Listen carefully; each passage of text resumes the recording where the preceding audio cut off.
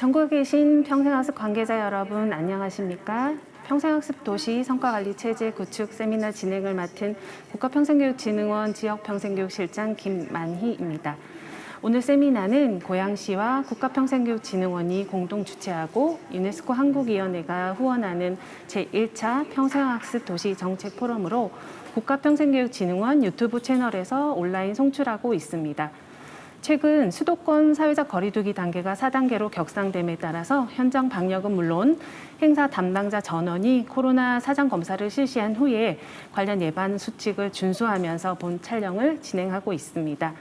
그럼 본격적인 시작에 앞서 고양시 이재준 시장님의 개회사를 함께 보시겠습니다. 안녕하세요. 고양시장 이재준입니다. 고양시와 국가평생교육진흥원이 공동 주관하는 평생학습도시 성과관리체계 구축 세미나에 참여해주신 모든 분들을 진심으로 환영합니다. 저는 삶이 학습이다라는 말을 매일 실감합니다. 일상에서 다양한 정보를 읽고 들으면서 배우고 있고 많은 시민들을 만나 관계를 확장하면서 스스로 변화를 느끼기 때문입니다. 이처럼 평생학습은 일상의 동기를 부여하고 긍정적인 자극을 줍니다. 학습을 통해 변화를 경험하고 성장과 함께 살아가는 힘을 키우게 됩니다. 그래서 학습 생태계를 구축하고 시민들이 학습 활동을 지원하는 평생학습도시 정책은 큰 매력과 가치가 있습니다. 우리나라의 평생학습도시가 벌써 20살이 넘었습니다. 평생학습도시 숫자가 말하듯 양적으로 많이 성장했습니다. 그러면 질적인 변화는 어떨까요? 대답은 좋다, 나쁘다가 아니라 잘 모른다가 맞을 것입니다. 20년째 평생학습의 중요성을 강조하는 네트워크에서 벗어나지 못하고 있습니다. 왜 예산과 정책 반영이라는 액션으로 이어지기 어려울까요? 왜 평생학습이 시민, 공동체, 그리고 도시가 변화하고 성장하는 동력이라는 것에 제대로 공감하지 못하는 것일까요? 오늘 세미나에서 이러한 물음에 대한 고민을 이어온 고양시를 비롯한 성남시, 강남구의 사례를 만나보고자 합니다. 평생학습도시 정책적 성과는 무엇인지, 그 성과를 의사결정자, 이해관계자, 시민들과 효과적으로 공감할 방법은 무엇인지를 함께 찾아봅시다. 이번 세미나가 상호 학습을 통해 평생학습도시가 더욱 성장하는 기회가 되기를 기대합니다. 지역 평생학습 문화 확산을 위해 쓰시는 관계자 여러분을 포함한 모든 평생학습자 여러분, 오늘도 학습의 재미와 의미를 발견하시기를 기대하며 응원합니다. 감사합니다. 오늘 세미나의 성공적인 개최를 응원하며 국가평생교육진흥원 강대중 원장님의 개회사가 있겠습니다. 안녕하십니까. 국가평생교육진흥원장 강대중입니다. 오늘 세미나에 함께하고 계신 전국의 평생교육 관계자 여러분 모두 반갑습니다. 평생교육 발전을 위한 여러분의 노고에 감사드립니다.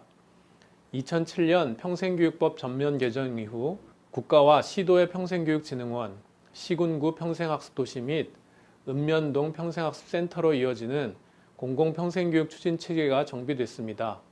그 핵심에 평생학습도시가 있습니다. 2001년부터 지정이 시작되어 올해 180개 시군구로 확대되었습니다. 우리나라 공공평생학습 실천의 구심점이 평생학습 도시입니다. 이제 20년을 맞이한 평생학습 도시 정책 사업은 전환과 도약이 필요합니다. 그동안 평생학습 도시는 시민들의 평생학습 참여 기회 보장을 위해 평생교육 프로그램을 양적으로 늘리는 한편 도시별로 특성화 사업을 추진하는 것에 주안점을 두어왔습니다. 다양한 분야에서 시민들의 자발적 학습 모임도 확대해 왔습니다. 그간의 평생학습 도시 정책 사업이 시민들의 삶의 질, 우리 사회의 질을 높이는 데 얼마나 기여하고 있는지 진지한 성찰이 필요한 시점입니다. 평생학습 도시의 여러 정책 사업이 어떤 성과를 거두고 있는지 평가하기 위한 체계적인 도구와 자료 수집 방안이 필요합니다. 국가평생교육진흥원에서는 앞으로 평생학습 도시 정책의 전환과 도약을 논의하는 포럼의 장을 열고자 합니다. 오늘 제1차 평생학습 도시 포럼에서는 시민 중심, 지역 중심 평생학습도시 성과관리 체제 구축을 주제로 평생학습도시의 성과관리 방안과 사례를 공유하고 향후 평생학습도시 성장과 발전의 방안을 구체적으로 논의하고자 합니다. 현장의 고민에서 출발해 평생학습 도시 정책의 전환과 도약 방안을 모색하는 첫걸음이라고 생각합니다. 경기 고양시, 서울 강남구, 경기 성남시의 사례는 전국의 평생학습 도시가 공통으로 직면하고 있는 성과관리 체제 구축에 대한 실천적 고민을 담고 있습니다. 오늘 발표와 또 이어지는 토론을 통해 평생학습 도시의 전반적인 성과관리 방향, 지역 특성을 반영한 성과지표의 개발 및 실천 과제 등을 심도 있게 논의할 수 있기를 기대합니다. 함께해 주시는 현장 관계자 여러분에게도 의미 있는 배움의 시간이 될 것이라 생각합니다. 국가평생교육진흥원은 앞으로도 평생학습 도시 및 시도 평생교육진흥원과 긴밀히 협력하여 지역사회 특성을 반영한 성과관리 체제를 구축하는 방안을 마련하는 데 힘쓰겠습니다. 체계적인 데이터 기반 성과관리를 통해 국내 평생학습 도시가 국제사회에서도 모범이 되는 선진 사례로 그 위상을 견고히 할 수 있도록 모두 동참해 주시기를 부탁드립니다. 바쁘신 가운데 소중한 시간을 내어 참석해 주신 여러분께 다시 한번 감사드립니다. 네, 오늘 세미나는 시민중심, 지역중심 평생학습 도시의 성과관리 체제 구축이라는 주제로 글로벌 평생학습 도시로의 성장을 위해서 우리가 함께 고민해 보아야 할 몇 가지 주제들을 중심으로 앞으로 2시간 동안 여러분과 함께 하도록 하겠습니다. 발제는 이미 녹화된 영상으로 진행하고 이어지는 종합토론은 실시간 온라인으로 누구나 참여 가능합니다. 주제와 관련된 질문들을 실시간 댓글로 올려주시면 토론 시간에 함께 이야기 나눠보도록 하겠습니다.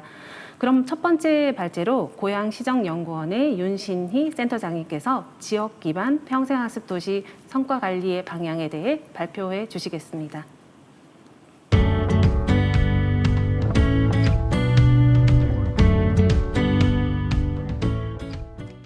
안녕하세요. 고양시정연구원 윤신희입니다.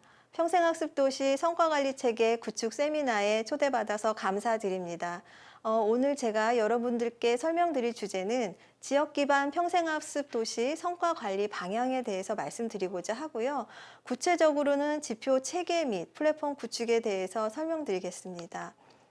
간단하게 목차를 좀 소개하겠습니다. 본 연구를 하게 된 배경과 목표를 설명드리겠고요. 그리고 이제 고양시가 평생학습 도시 지표를 개발하게 된 전 과정에 대해서 상세히 설명을 드리겠고, 그리고 개발된 모형, 그리고 최종 지표 체계, 마지막으로 도출된 가중치 결과까지도 보여드리겠습니다. 그리고 이렇게 구축된 지표를 어떻게 하면 고양시가 잘 활용할 수 있고 다른 지자체와 공유할 수 있는지에 대해서도 말씀을 드리고자 합니다. 먼저 연구 개요입니다. 2019년 고양시는 유네스코 글로벌 학습도시 네트워크 리더 도시로 선정이 되었습니다. 이에 따라서 교육 계획 및 모니터링 평가 지표 개발을 하여야 하는 상황에 맞닥뜨렸고요. 그래서 작년 2020년 하반기에 본 연구를 착수하였고 연구 결과가 12월에 발표되었고 그에 따른 조사 결과들도 산출된 상황입니다. 먼저 기존의 평생학습 체계에 대해서 좀 검토를 하였는데요. 다양한 평생학습 관련 지표 검토 외에도 지금 유네스코에서 제시하고 있는 국제 지표에 대해서 검토를 해보았습니다. 그 한계점들이 사실 발견되었는데요. 유네스코 GNLC에서 제시하고 있는 가이드 지표는 사실상 현장성이 취약한 지표입니다.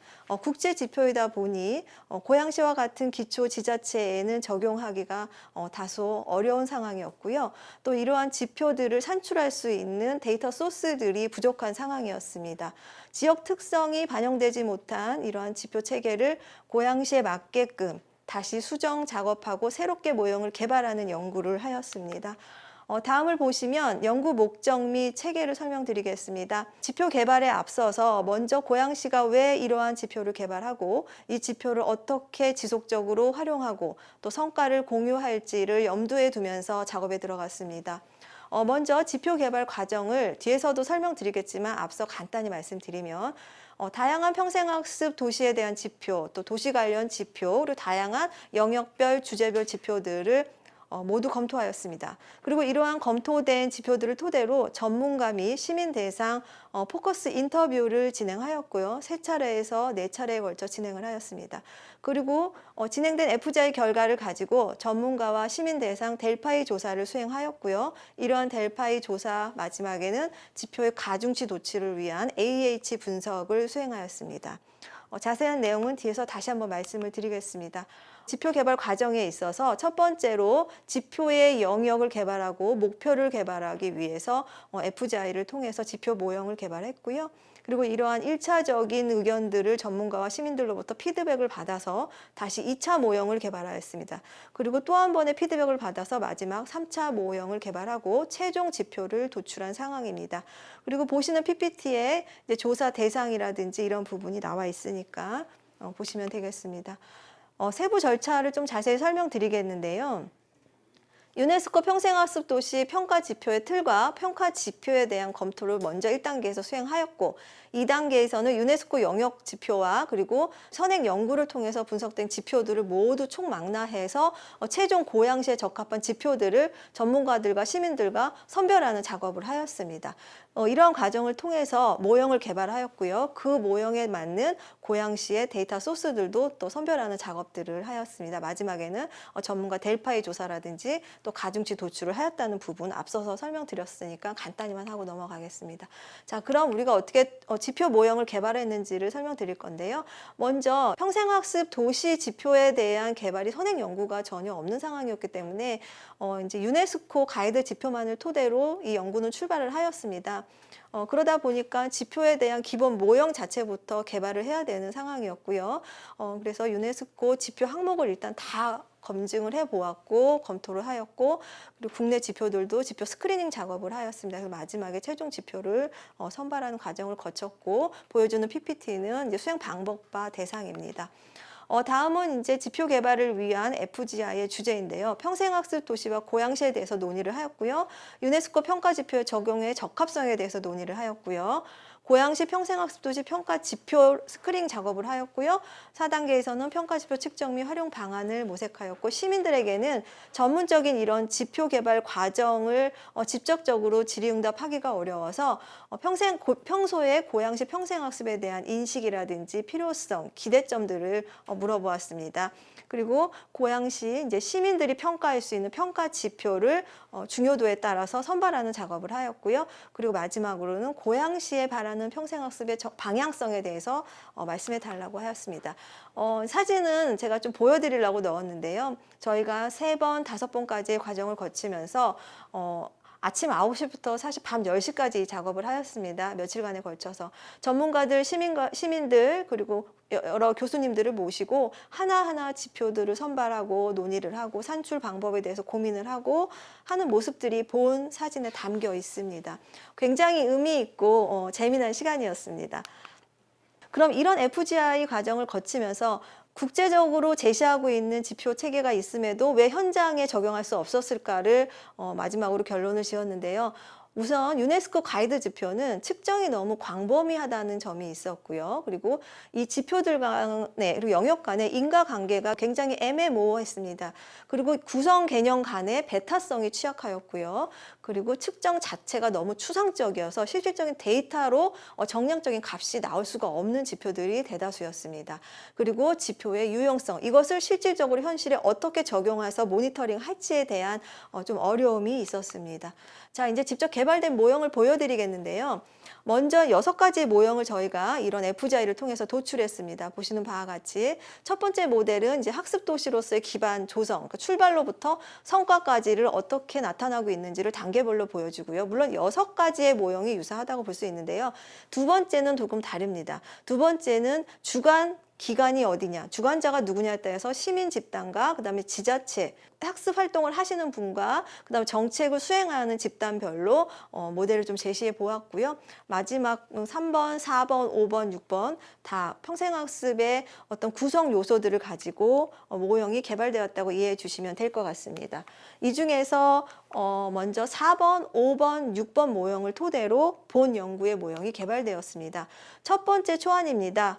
뒷부분의 마지막 지표까지는 변화가 있습니다. 먼저 첫 번째 초안은 우선 조금은 단조롭고 선형적입니다. 투입 지표, 매개 지표, 결과 지표로 나눠질 수 있고요. 우선 평생학습 도시의 투입이라는 지표와 매개할 결과를 나눈 이유는 기존 지표 체계에서는 좀 보실 수 없는 틀인데요. 이것은 평생학습 도시로의 성장, 그리고 개인의 역량의 성장을 어떤 요인들이 가장 많이 미쳤고 어떤 것이 더 필요한지를 통계학적으로 분석하기 위해서 조금 설계를 하였다고 봐주시면 되겠고요. 따라서 평생학습 도시에 대한 목표를 설정하고 영역을 설정하고 차원을 구성하였습니다. 기본적으로 평생학습 도시의 인프라 측면, 그러니까 평생학습 도시가 갖추어야 하는 기본적인 문항들을 구성하였고요. 그리고 평생학습 도시로 나아가는 방향, 그리고 유도, 성장까지도 담았다고 봐주시면 될 것 같습니다. 다음은 이러한 초안을 가지고 직접적인 마지막 최종 지표 안까지 도출할 수 있는 델파이 조사를 수행하였습니다. 앞서 FGI에는 집단별로 10명간의 구성원들로 가지고 하였다면 이 뒷부분에는 한 30명, 50명까지의 시민과 전문가 집단을 통해서 조사가 이루어졌습니다. 응답자 특성은 보시는 표로 가름하도록 하겠습니다. 이 부분이 조금 중요한데요. 이제 이러한 전문가들과의 FGI 그리고 델파이 조사 등을 통해서 최종 목표를 산출해냈습니다. 먼저 평생학습 도시로의 출발, 평생학습 도시로의 이행에서 평생학습 도시 기반, 평생학습 도시 활성화, 마지막 3단계는 평생학습 도시 기반 조성, 학습 도시 성출 창가 및 확산으로 변경이 되고 있습니다. 그리고 매개 변수 역시 유도에서 고도화, 협력과 공유로 변경되었고요. 결과 역시 성장, 그리고 평생학습 도시 지속 가능 발전 및 성장, 이 부분은 유사하게 3차에 수렴이 되었습니다. 단계별로 전문가들의 의견을 수렴하면서 수정이 된 작업 결과라고 봐주시면 되겠습니다. 이런 모형 개발을 통해서 1차 안이 나왔고요. 이 1차 안으로 끝나는 것이 아니라 이것을 가지고 다시 1차, 2차, 3차까지 작업을 합니다. 2차 아닙니다. 자세한 지표는 개인적인 그 지표 체계를 봐주시면 감사하겠습니다. 마지막 3차 작업하기 전의 과정인데요. 이러한 과정들은 이제 영역이 정해지고 삭제해야 할 지표, 통합해야 될 지표, 추가될 지표들을 본 그 PPT 내용처럼 조정을 해서 최종 안이 나왔습니다. 보시는 바와 같이 그래서 최종 지표는 4개의 목표에 14개 대영역, 35개 하위 영역, 117개의 측정 지표로 고양시 평생학습 도시 지표는 개발되었습니다. 가중치 결과는 통계적인 부분이기 때문에 간단하게 이 배경은 어려운 배경은 넘어가도록 하겠고요. 자, 이제 그러면 이 지표를 구축해서 어떻게 우리가 활용할지가 중요한데요. 이 부분에 대해서 말씀을 드리겠습니다. 마지막 지표를 놓고 봤을 때 이 본 지표의 최종 선정 의의를 좀 보겠습니다. 평생학습 도시로의 기반을 점검하고 학습 활동의 기회를 제공하고 학습의 내용을 풍성하게 하고 학습의 성과를 지속적으로 모니터링할 수 있는 체계고요. 그리고 학습 활동을 위한 전달 체계를 강화시키고 네트워크를 강화하자라는 목표 아래 본 지표들은 개발되었고요. 평생학습을 통한 시민의 역량을 강화시키고 이러한 지표들을 가지고 도시의 성장과 그리고 변화를 모니터링할 수 있고 그리고 어떤 것들이 이러한 개인의 역량과 도시의 역량을 주는지를 지속적으로 영향력 요인을 뽑아낼 수 있는 이러한 틀로 지표는 구성되었습니다. 평생학습 도시 기반 조성은 말 그대로 시설, 정보, 그리고 뭐 조직, 재정, 다양한 인프라들이 구성이 되어 있고요. 그다음에 성과 창출에는 학습의 접근성, 다양성, 연계성, 확산성이 들어갑니다. 그리고 그 아래 하위 영역이 또 있고요. 보시는 것처럼 그 아래 또 개별 지표 117개가 구성되어 있다라고 봐주시면 되겠고요. 본틀에는 117개의 지표까지는 지금 보이지 않는 상황입니다. 네트워크 고도화 방향, 성과 평가 및 관리에 대한 목표를 통해서 영역을 통해서 평생학습 도시의 협력과 공유라는 목표를 지향합니다. 그리고 평생학습 참여, 그리고 지속가능 발전, 개인의 삶과 개인의 역량 변화라는 측면을 통해서 지속가능 발전 및 성숙이라는 목표로 나아가고자 합니다. 자, 그러면 고양시 평생학습 도시 지표체계 구축의 의의 및 과제입니다. 사실 지표라는 것은 한번 이렇게 만들어 놨다고 해서 이걸로 지속해서 쭉 가는 것이 아니라 이 지표에 대한 수정과 점검을 어느 정도 시계열적으로 좀 해야 할 부분이 있고요. 그리고 시계열적으로 데이터를 매해 구축해야만 지속적인 변화를 모니터링할 수 있고 또 하나는 이제 고양시의 대표 지수들을 평생학습 도시를 측정할 수 있는 대표 지수 산출이 필요합니다. 그리고 주요 지수 선별 과정이 필요합니다. 이러한 지수 산출을 위해서는. 그리고 지표 개발에 대한 연구 성과를 공유하고 확산할 수 있는 기회를 많이 가져야 됩니다. 그리고 시대적인 변화, 지역 특성 변화에 따라 주기적으로 지표는 수정되고 검토가 필요한 상황이고요. 그리고 본 지표는 기존의 지표들을 제가 개발했을 때는 딱 현 시점에서 미래에도 산출 가능할 수 있는 지표들만을 유도를 했습니다. 즉 데이터가 구축되어 있는 것들을 가지고 주도적으로 만들었다라면 본 연구의 지표는 그렇지 않습니다. 현재는 산출이 어렵고 결과 데이터가 소스가 없지만 결국은 고양시가 평생학습 도시로 나아가기 위해서는 꼭 구축되고 조사되어야 하는 필요 지표 항목들은 본 지표 항목에 추가한 상황입니다. 따라서 지속적으로 구축되기 어려운 부분도 유도를 해서 산출될 수 있게끔 하는 것이 목표였습니다. 그럼 활용 방안입니다. 앞서서도 간단하게 설명드린 부분이 이 부분에 나와 있고 밑에를 보시면 이러한 지표를 지속적으로 관리하고 체계를 운영하기 위해서는 전담 조직이 필요합니다. 그리고 이러한 지수 산출들을 지속적으로 하기 위해서는 저희 연구원과 같은 기관과 공유와 협력이 필요한 상황입니다. 또 하나는 본 지표에는 정량 평가만 있는 것이 아니라 정성 평가도 있기 때문에 전문가 집단을 모집하고 이러한 전문가 집단의 컨설팅을 통한 모니터링, 정성평가 모니터링 체계 구축 또한 필요한 상황입니다. 지금 고양시에서 굉장히 중요하게 하고 있는 사업 중에 하나인데요. 작년도에 지표 개발과 성과들을 널리 확산했다라면 올해는 한 단계 업그레이드 하여서 이러한 개발된 지표들을 플랫폼에 탑재하는 작업들을 하고 있습니다. 저희 고양시에는 빅토리라는 빅토리 플랫폼이 구축되었고요. 그 안에 올해 사업으로 평생학습 도시 지표 체계를 탑재하는 과정과 작업을 하고 있습니다. 그래서 고양시 빅데이터 팀, 고양시 평생교육과 그리고 시정연구원 저와 함께 이 작업을 추진하고 있습니다. 간단하게 어떤 식으로 시연이 되는지를 좀 보여드리겠습니다. 플랫폼 구축은 4개 목표, 그다음에 14개 대영역, 35개 하위 영역의 인구사회학적 특성별, 그리고 지역별 변화들을 지속적으로 시계열적으로 보여주려고 합니다. 그리고 지금 흑백으로 좀 보여드려서 죄송한데요.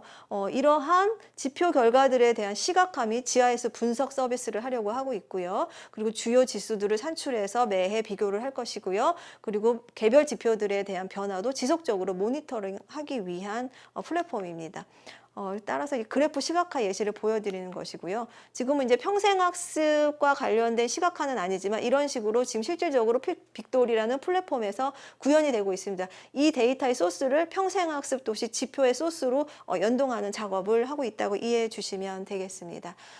네, 마지막은 이제 저희 시장님과 그리고 그리고 평생학습과 관계자들이 유네스코 GNLC와 지속적으로 매달에 한두 번씩 연례 회의를 행사하는 장면을 좀 보여드리면서 마치려고 하는데요.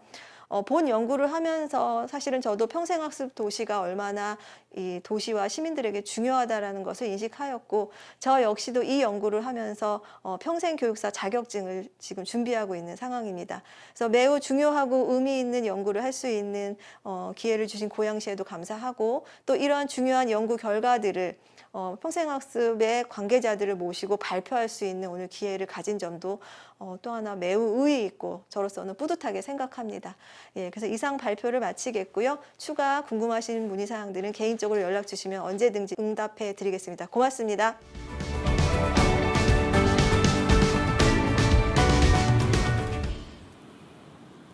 네, 센터장님 감사드립니다.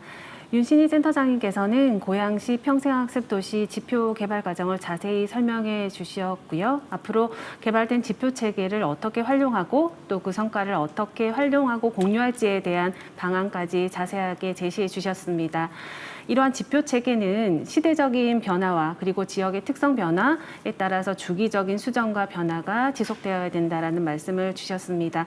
또한 관련 연구 성과를 공유하고 확산할 수 있는 지속적인 기회가 필요하다라고 강조해 주셨습니다. 다음으로는 강남구 평생학습도시 성과관리 체제라는 주제로 서울여자대학교 신민선 교수님의 발표가 이어지도록 하겠습니다.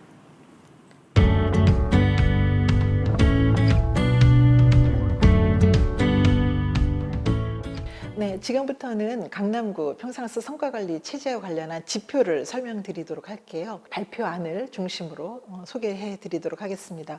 우선 첫 번째는 학습망이 촘촘한 평생학습 도시를 구현하고자 했습니다. 이는 평생학습 거버넌스 강화예요. 그러니까 거버넌스라고 하는 것은 소위 말해서 민과 관이 함께 평생학습을 잘 읽어내기 위한 하나의 지향점인데요. 이를 위해서 이제 중점적으로 보고자 했던 게 평생학습 거버넌스 조직과 또 거버넌스 고도화입니다. 이를 위해서 이제 측정 지표는 조금 이제 세부적으로 말씀을 드려야 되는데요. 우선 이 이해관계자들 간의 협업을 위한 협의회가 구성됐는가를 봤고요.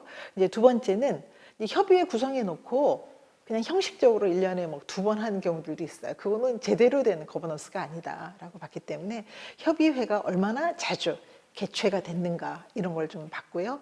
그리고 나서는 이 협의만 할 것이 아니라 협의하는 이유가 뭐겠습니까? 정책을 함께 도출해내기 위한 거잖아요. 그래서 정책이 얼마나 많이 기획이 됐고 제안이 됐느냐 그 수를 봤습니다.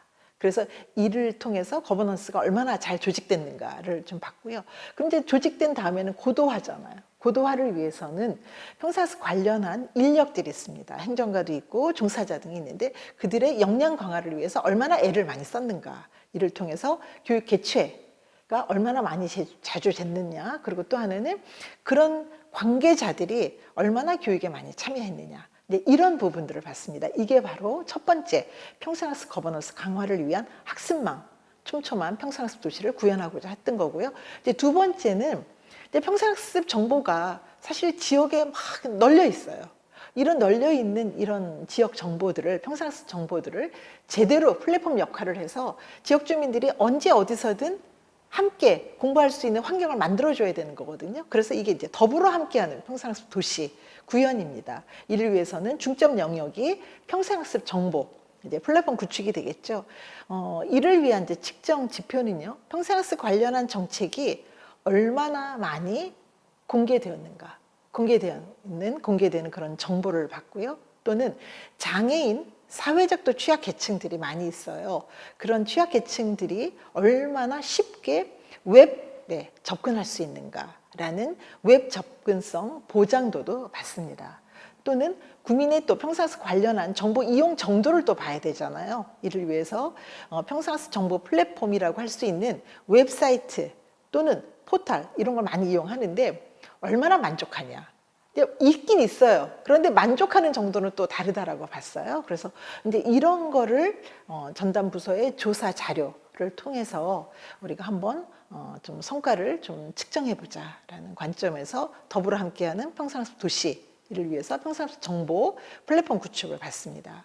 이제 세 번째는 제일 중요한 행정조직 재설계나 마찬가지입니다. 즉 지원 체계를 아주 강화하기 위해서 사각 없는 평생학습 도시를 만들자. 그러기 위해서는 평생학습 행정조직이 얼마나 잘 설계되어 있는가라는 것이거든요. 이를 통해서 이제 좀 중점 영역을 저희가 3가지 영역을 좀 봤는데요. 평생학습 전문 전담 인력, 그리고 또 평생학습 재정이 어떠냐, 그리고 또는 평생학습 법정 기반 구축이 어떻게 되어 있는가, 이렇게 3가지의 중점 영역으로 우리가 이제 측정하고자 했던 지표는 이제 전담 인력 배치입니다. 이를 위해서 인구 10만 명당 전담 인력 수가 어떻게 되느냐, 또 평생교육사 1인당 등록하는 학습자 수가 어떻게 되느냐, 그리고 평생학습 교강사 전문 연수 실적이 어떠냐, 그리고 평생학습 활동가라고 많이 있어요. 그래서 활동가 양성을 얼마만큼 많이 하고 있느냐, 그리고 또한 그들을 위한 전문 연수가 어떻게 진행되고 있는가라는 것을 이제 보기 위해서 평생학습 전문가 전담 인력에 대한 측정 지표가 있었고요.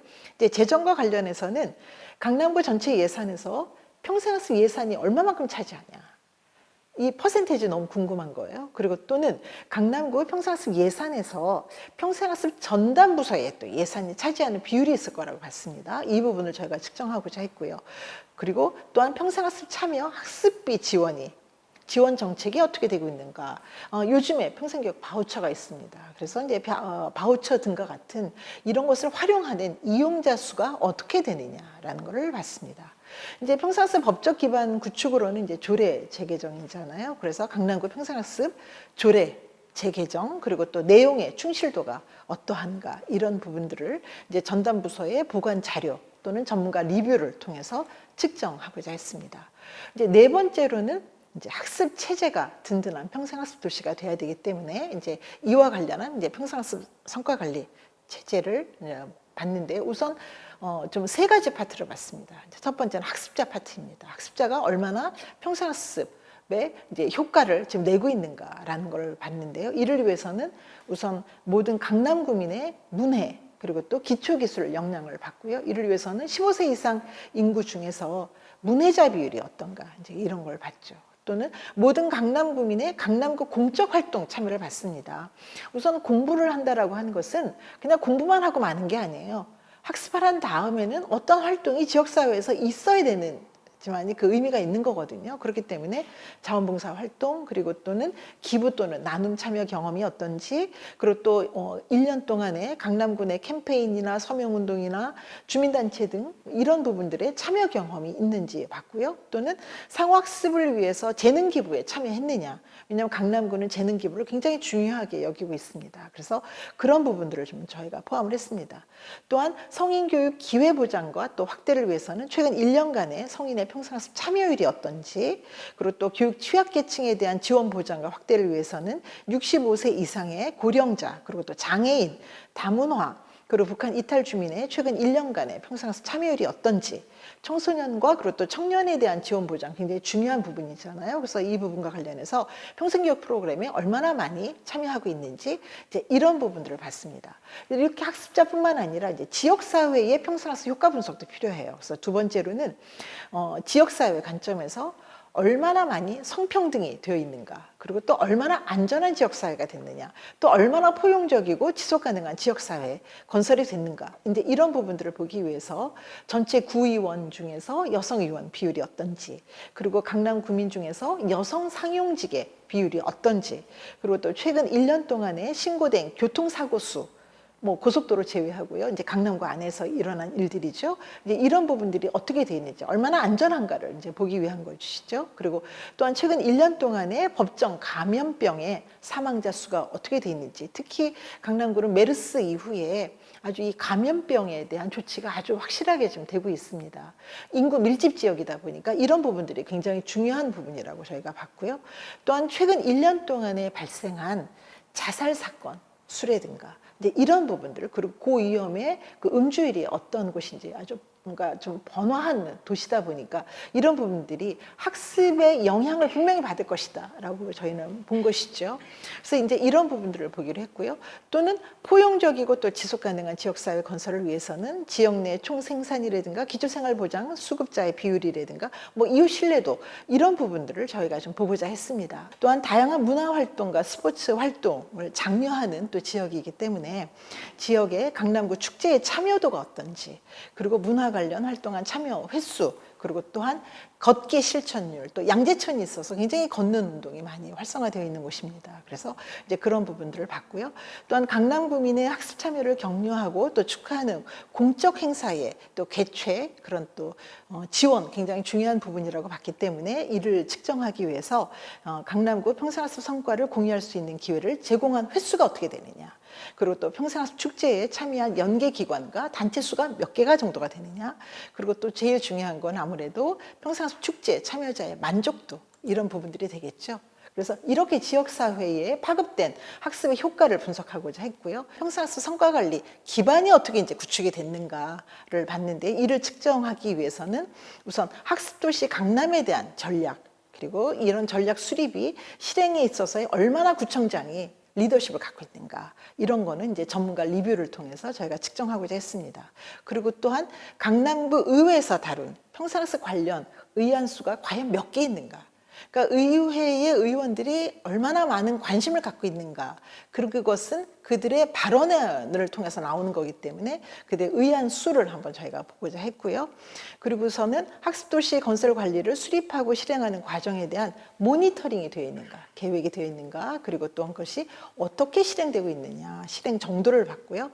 그리고 평생학습 정책 전반에 대한 만족도 그리고 강남구 평생학습 참여율 이런 걸 봄으로 인해서 강남구 평생학습 성과관리 체제를 보고자 했습니다. 그래서 이러한 성과관리 체제를 구축한 이유는 결국에 가서 뭐냐라는 질문을 했을 때 강남 구민이 세계 시민이 되는 것이 아니겠는가라는 관점에서 이제 마지막으로 세계를 지향하는 평생학습 도시에서 세계 시민 교육 체계 구축하기 위한 측정 지표를 저희가 제안을 했습니다.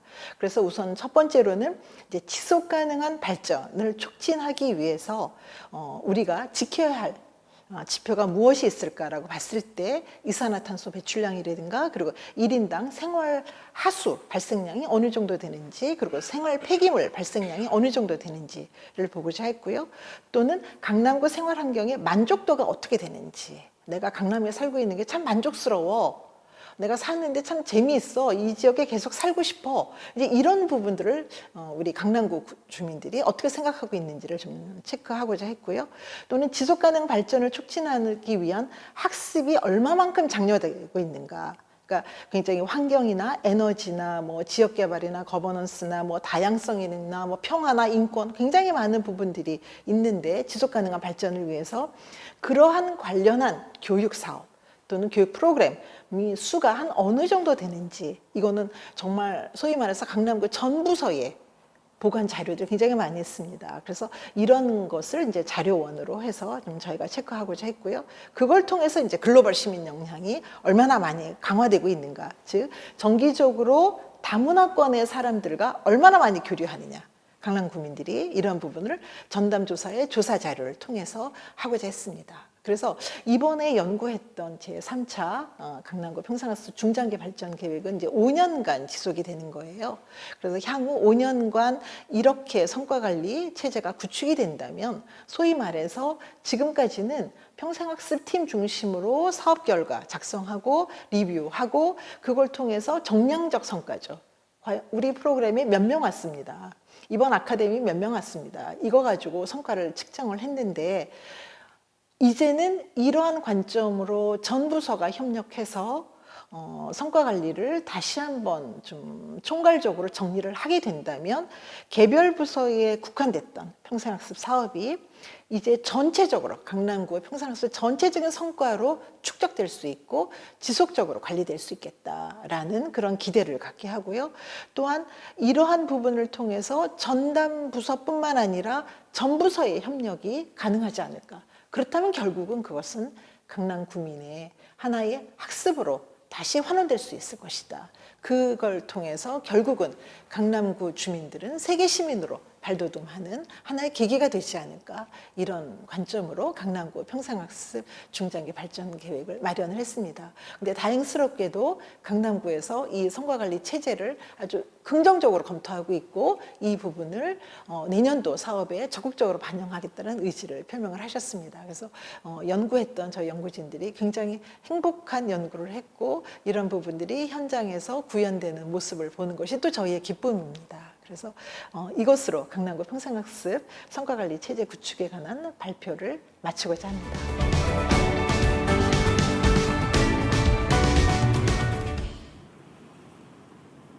네, 신민성 교수님께서는 강남구 평생학습 중장기 발전 방안 연구를 통해 강남구의 5대 평생학습 추진 과제를 제시해 주셨습니다. 평생학습 거버넌스의 강화, 평생학습 플랫폼 구축과 조직의 재설계, 평생학습 성과관리 체제의 구축, 세계 시민교육 체제 구축에 대한 과제를 말씀해 주셨습니다. 더불어서 다양한 평생교육을 종합적으로 조사하고 분석하고 평가할 수 있는 총괄적인 평생학습 성과 체계 마련의 필요성을 강조해주고 계십니다. 발제자분들의 발표 내용과 관련된 질문이 있으신 분들께서는 유튜브 실시간 댓글창에 남겨주시면 감사하겠습니다. 그럼 마지막 발제자 분에 대한 발표를 듣도록 하겠는데요. 주식회사 라이프프렌드 김영미 대표님께서 데이터 기반 성과 관리를 위한 성남형 평생교육 프로그램 분류 체계를 주제로 발표해 주시겠습니다.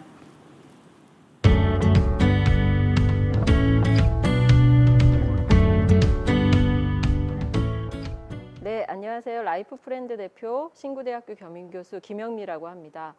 오늘은 데이터를 기반으로 한 성과 관리를 위한 성남형 평생교육 프로그램 분류체계 연구에 대한 사례를 말씀드리도록 하겠습니다. 모두가 알고 계시는 것처럼 성남시는 지금 현재 다양한 발전을 하고 있는 도시라고 할 수가 있습니다. 근데 성남시의 태동을 보면 우리나라 1기 신도시가 지금 이 포럼이 진행되고 있는 고양시와 성남시로 알고 계시는데 성남시는 분당구가 개발되기 이전부터 사실은 도시계획적으로 발전된 도시라고 할 수가 있습니다. 그래서 최초에 보여지는 발표 자료처럼 성남시는 수정구와 중원구를 중심으로 한 본도심, 주택가 중심의 도시가 만들어졌고, 그리고 1기 신도시에 해당되는 분당구 분당 신도시가 만들어졌고, 그리고 분당구 안에 판교 신도시가 만들어졌습니다. 그리고 수정구, 중원구, 본도심, 주택가 중심에 사실은 주택이 없던 곳이지만 위례 신도시라는 또 신도시가 개발이 돼서 총 4단계, 4단계를 거쳐서 도시가 발전을 하고 있습니다. 평생교육 이야기를 하면서 도시의 변화를 말씀드리는 것이 다소 생소하실 수 있으실 텐데, 사실은 평생교육은 시민이 수혜받고 시민이 주인인 영역이라고 할 수가 있고, 그 도시를 구성하는 시민은 어느 주거 형태를 가지고 있느냐에 따라 라이프 스타일이나 자기개발 욕구 등이 상당히 다르게 분포하고 상관관계가 높다는 것을 우리 모두 알 수 있습니다.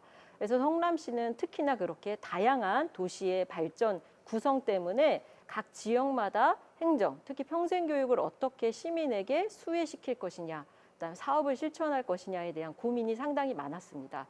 그래서 그런 부분에 있어서 데이터적으로 학습 자원적으로 성남시의 평생교육을 이해해보자 라는 새로운 관점이 등장을 했습니다. 2013년도부터.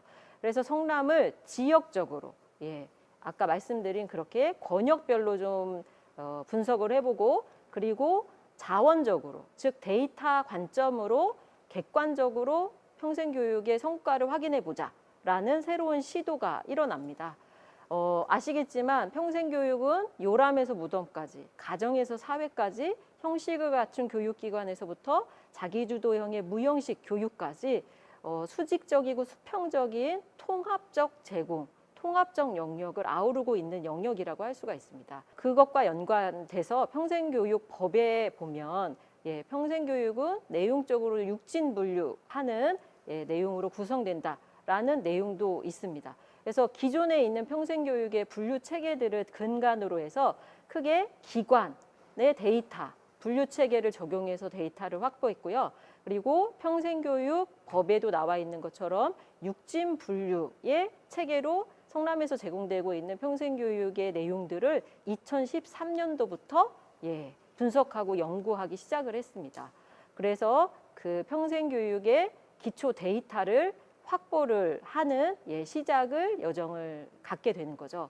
그래서 지금 현재까지 그 자원조사를 통해서 데이터를 통해서 과부족한 것들을 확인을 하고, 잘하고 있는 것은 더 강화하고, 부족하고 뭐 잘 진행되지 않는 것은 어떻게 보완할 것인가를 고민하고 있고요. 그중에 대표적인 것이 공익성 시민교육 같은 부분들이 민간평생교육기관에서도 제공하기가 어렵고, 공공평생교육기관도 목적성을 가지고 있기 때문에 공익성 시민교육을 진행할 주체가 명확하지가 않습니다. 그래서 성남시 같은 경우에는 성남시에서 파악된 학습자원을 가지고, 성과를 가지고 그 공익성 시민교육을 평생교육과에서 적극적으로 선도적으로 실천을 하는 이런 것들이 다 데이터의 연구를 통해서 만들어진 사업이라고 할 수가 있습니다. 그렇게 사업들을 쭉 진행을 하면서 성남시의 기존에 분포되어 있는 내용들의 권역별 특징들을 따서 이렇게 생태계를 어떤 목적성을 가지고 발전시킬 것인가 라는 정책을 만드는 것까지도 다 데이터를 기반으로 해서, 성과를 기반으로 해서 진행을 하고 있습니다. 그래서 최근에 평생학습 자원조사를 했던 것이 성남시는 2019년도인데요. 기관의 분포를 보시면 기관은 크게 공공과 민간 기관으로 우선 보면, 기관 자체도 다른 지자체에 비해서 월등히 많은 기관이 있고요. 그리고 그중에서도 공공기관의 평생교육 제공이 상당히 중요하다는 것을 데이터를 통해서 알 수가 있었습니다. 그래서 공공의 역할들이 점점 중요한 것이죠. 그래서 평생교육의 기관 분류 체계에 의해서도 세부적으로 중분류까지도 진행을 해보면서 어떤 과부족이 있는지, 그렇다면 기관을 하나 만드는 것이 그렇게 쉬운 일이 아니기 때문에, 특히 도시에서는요. 그래서 그것을 내용적으로, 프로그램적으로 어떻게 보완할 것인지, 이런 것들에 대한 세부적인 연구와 분석들을 통해서 사업들을 만들어 가고 있습니다. 그래서 성남시의 데이터 기반의 성과 측정에 의한 평생교육의 사업은 한 10년이 됐다고 할 수가 있겠죠. 그래서 그 추이까지도 분석을 해서 그런 평생교육의 변화들을 정책에 시민의 삶에 반영을 하려고 노력을 하고 있습니다. 그래서 인구 대비 구마다의 특징이 있다고 말씀을 드린 것처럼 지역적 그 사업과 정책들 이런 부분에 대한 것도 계속해서 모니터링을 하면서 권역별 내용들을 채워나가고 있습니다. 그리고 두 번째 큰 분류 체계인 내용적 분류인 프로그램 분류를 보시면 사실은 기관은 공공기관의 유효성이 상당히 높지만 내용적인 프로그램의 내용에서는 민간의 역할도 상당히 중요하다는 것을 데이터를 통해서 알게 됐습니다. 그래서 이런 부분들에 대한 것들을 근거로 다양한 사업들을 벌이고 있고요. 자세한 그간의 그 기관이나 프로그램의 분류 체계에 의한 데이터 기반 연구조사의 성과는 자료를 요청하시거나 제공된 발표 자료를 참고해 주시면 좋을 것 같습니다. 그래서 성남시 같은 경우에는 인구 1인당 제공되는 평생교육 프로그램 지수 같은 것도 모니터링과 조사를 통해서 어떻게 프로그램들이 제공되고 있는지, 지역적으로는 어떻게 분포되고 있는지, 기관의 유효성과 프로그램의 제공의 상관관계는 어떻게 되는지 이런 것들까지 다 고민을 하고 있습니다. 그리고 제공되는 육진 분류의 내용들도 그리고 프로그램을 수혜받고 있는 시민의 분류 유형별로도 다양하게 분석을 통해서 평생교육에 대한 내용들을 파악하고 사업에 반영을 하고 있습니다. 그래서 이런 사업들을 쭉 진행을 하면서 만족도 조사까지도 진행을 하고 그 부분을 또 사업의 정책에 반영을 하고 있습니다. 그럼에도 불구하고 이런 조사를 쭉 진행을 해보니 기존의 평생교육 분류 체계가 우리의 이 시대성을 잘 반영하고 있는지, 평생교육은 시민의 수혜를 받는데 시민은 사회 안에서 삶을 영위하는데 사회가 변화하는 이 외부적인 요인들을 잘 반영하고 있는지, 그리고 성남이라는 지역적인 특징이 계속해서 변화하고 있는데 이 부분도 잘 반영되고 있는지에 대한 필요성과 의문을 갖게 됩니다. 그래서 그 시대성을 좀 반영을 해야 되겠다라는 고민 끝에 내부적인 요인과 외부적인 요인을 통해서 분류 체계에 대한 고민에 대한 발전을 시작하게 됩니다. 그래서 보시면 아시지만 성남시는 크게 4단계에 의해서 4지역을 중심으로 도시가 개발이 됐지만 사실은 그 도시의 변화가 멈춰 있는 것이 아닙니다. 지금 현재 위례 신도시는 아직 개발이 완성되지 않고요. 그리고 다양한 소도시 규모의 소규모의 신도시들이 성남은 아직도 개발이 될 예정입니다. 그리고 제일 큰 지금 남아있는 성남의 지역적 변화의 특징은 바로 산업단지의 변화입니다. 대표적으로 판교 테크노밸리라는 것이 지금 형성이 된 지 수년이 됐지만 아직도 1차, 2차, 3차가 개발되고 있습니다. 또한 본도심에 있는 제조업 중심의 그런 산업단지가 하이테크밸리라는 북책 사업을 유치를 하면서 또 산업적으로도 지역이랑 연결돼서 도시가 발전될 계획을 내부적으로도 가지고 있습니다. 그리고 외부 요인으로 보면 말씀드린 것처럼 시민은 사회 안에서 삶을 영위하기 때문에 시대가 바뀌는 부분에 큰 영향을 받는데 그 대표적인 것이 지금은 ICT를 기반으로 한 제4차 산업혁명의 사회 변화라고 할 수가 있겠습니다. 특히 성남은 그 직업적인 면에서도 판교 테크노밸리 이런 부분들이 바로 이런 산업의 변화의 천병에 있다고 할 수가 있습니다. 그리고 예전에는 수명이 짧고 사회의 변화의 주기가 길었다면 지금은 수명은 길어지고 사회 변화의 속도는 빨라지면서 시민이 학교 교육 이외에서 수혜받아야 하는 다양한 평생교육의 요구가 그 어느 시대보다 중요해지고 있는 시점이라고 할 수가 있습니다. 그래서 앞부분에 말씀드렸던 이 수직적, 수평적 통합이 정말 중요한 시대라고 할 수가 있는 거죠. 그래서 이러한 변화의 바탕에는 사회의 변화, 환경의 변화, 특히 또 성남의 지역의 변화, 그리고 권역의 변화가 흡수돼서 반영돼야 된다고 생각을 했습니다. 그래서 성남시에서는 평생교육과 평생학습의 실제와 미래를 반영할 수 있는 그런 기초를 새롭게 마련해야 되겠다라는 생각을 하게 됩니다. 그래서 그 근간을 데이터에 더 방점을 찍게 됩니다. 그런데 앞서도 말씀드린 것처럼 평생교육에 특히 프로그램의 데이터는 빅데이터라고 할 수가 있습니다. 성남의 인구는 약 100만에 가까워져 있고요. 그 100만 시민이 엄청나게 많은 평생교육 프로그램들을 수혜를 받고 있습니다. 반복적으로.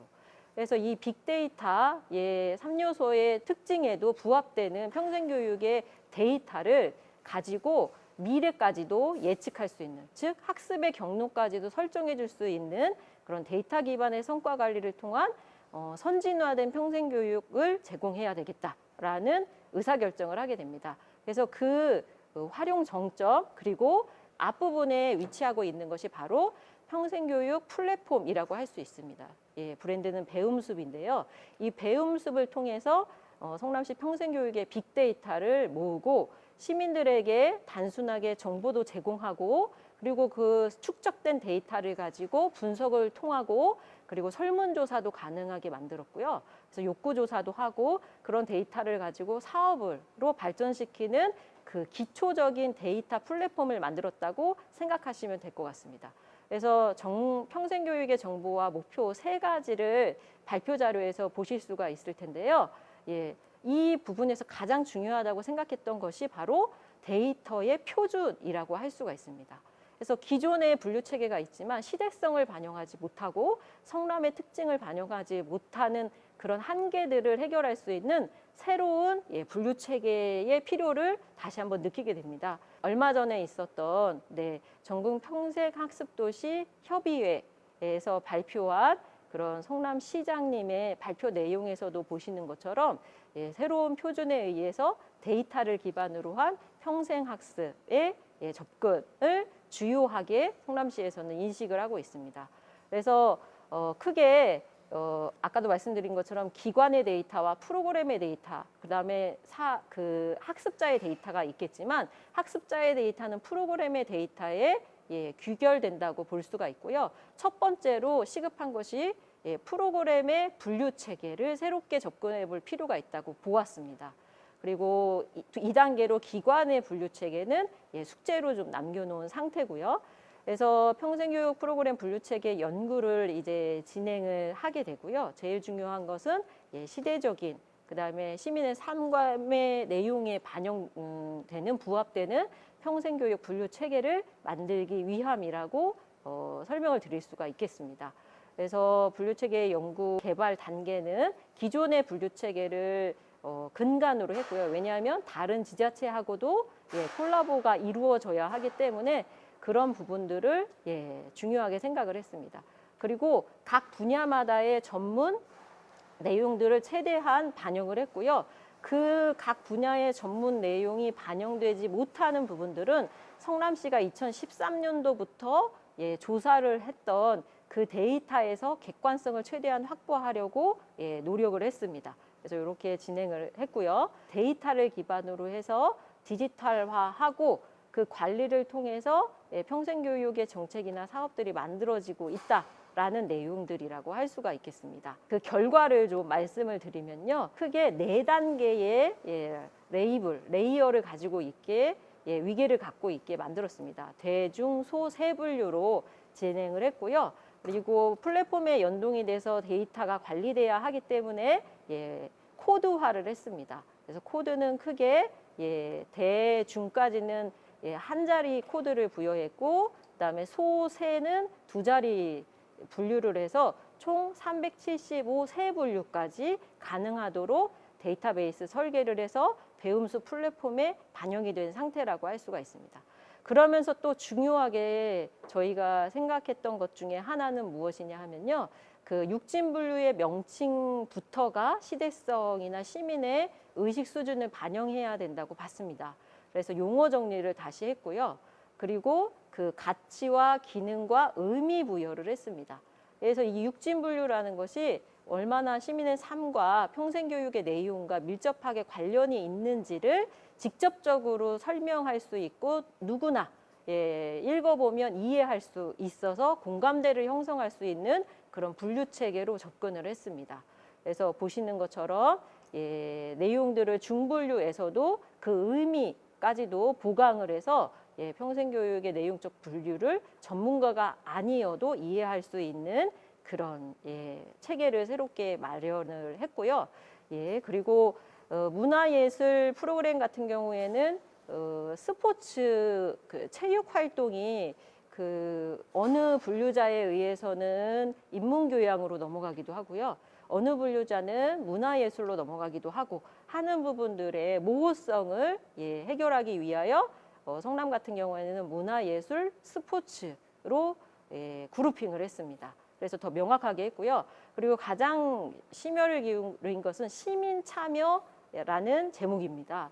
사실은 평생교육은 다 시민이 참여하는 교육인데 시민 참여라는 분류명 자체가 상당한 오해의 소지와 혼선의 소지가 사실 있었습니다. 현장에서는요. 네, 그래서 그 부분을 다시 한번 새롭게 시대성에 맞게 이름을 변경을 하게 됩니다. 그래서 내용에서 보시는 것처럼 이렇게 용어와 개념과 의미 부여를 새롭게 다 진행을 했고 그것들이 배움수 포털 사이트의 데이터베이스의 구조 체계에 반영이 된 상태라고 할 수가 있습니다.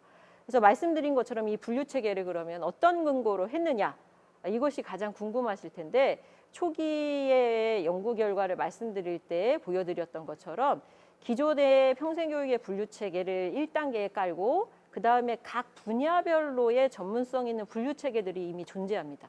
예를 들어서 문화예술, 스포츠 같은 경우 스포츠는 국제 IOC, 그러니까 IOC에서 명명한 그런 분류 체계를 준용해서 프로그램 코드화를 한 거죠. 이런 식으로 내 발표 자료를 보시면 상세하게 보실 수가 있고 그렇게 해당 분야의 전문 분류 체계가 없는 것은 2013년도부터 일어났던 성남시의 연구 데이터 기반의 연구 결과에서 그룹핑을 하고 빈도를 파악해가지고 반영을 했습니다. 네, 그래서 그 분류 연구에 대한 내용들을 쭉 말씀을 드렸고요. 이 분류를 하면서 유의했던 부분들도 있습니다. 왜냐하면 이 부분들이 말씀드린 것처럼 객관성을 잃지 말아야 하기 때문에 그런 부분에 있어서 상당한 고민을 가지고 접근을 했습니다. 그리고 또 이 분류 체계가 마지막 분류 체계라고 할 수가 없겠죠. 왜냐하면 사회도 바뀌고 성남의 내부적 요인도 바뀔 것이기 때문에 그런 부분에 대한 것도 열어두고 분류 체계가 배움숲에서 데이터베이스 구조를 바꿀 수 있도록 그렇게 열어놓고 분류 체계를 만들었습니다. 그리고 이 분류 체계, 프로그램 분류 체계와 함께 진행의 유형, 그 다음에 운영의 유형, 그 다음에 학습 방법의 유형도 공고에서 다양하게 제공되거나 누락되는 것들을 확인하고 그런 부분에 대한 추가 연구도 진행을 해서 행정에 제시를 한 상태이지만 아직 이 세 분야는 성남시 포털에 반영되어 있지는 않습니다. 하지만 이런 것들이 빅데이터로 쌓이다 보면 평생교육을 수혜받는 시민들의 학습 설계나 프로그램 개발이나 이런 부분에 있어서 상당한 기초 자료가 될 거라고 예상을 합니다. 그래서 평생교육의 성남형 분류 체계를 진행한 부분들에 대한 이야기를 좀 더 드렸고요. 그래서 이 분류 체계 연구의 시사점이랑 재현을 좀 말씀을 드리면 이 말씀드린 것처럼 데이터는 사회를 반영하고 삶을 반영하기 때문에 정형화되어서 변화하지 않고 픽스되지 할 수 없는 데이터라는 거죠. 그래서 계속해서 모니터링하고 사회의 변화를 계속 반영해야 하고 그리고 플랫폼에 반영돼서 축적되고 있는 데이터의 이상이나 문제나 경향성의 그런 분석을 통해서 플랫폼조차도 안착할 수 있도록 살아있는 공공의 플랫폼 서비스가 될 수 있도록 계속해서 모니터링과 그다음에 공공 중심으로 지금 성남은 플랫폼에서 데이터를 모으고 있는데 민간에 대한 데이터도 오프라인에서 기존의 연구를 통해서 확보하는 그런 보완책도 필요하다라고 보여집니다. 그래서 이런 부분들을 통해서 성남은 권역별로 다양한 시민들의 삶이 반영되는 데이터 기반의 평생학습 성과 분류 체계를 새로운 분류 체계를 만들어서 성남의 평생교육을 정책을 만들고 사업을 실천하고 있다라고 말씀을 드릴 수가 있겠습니다. 네, 이상으로 제 발표를 모두 마치도록 하겠습니다. 감사합니다.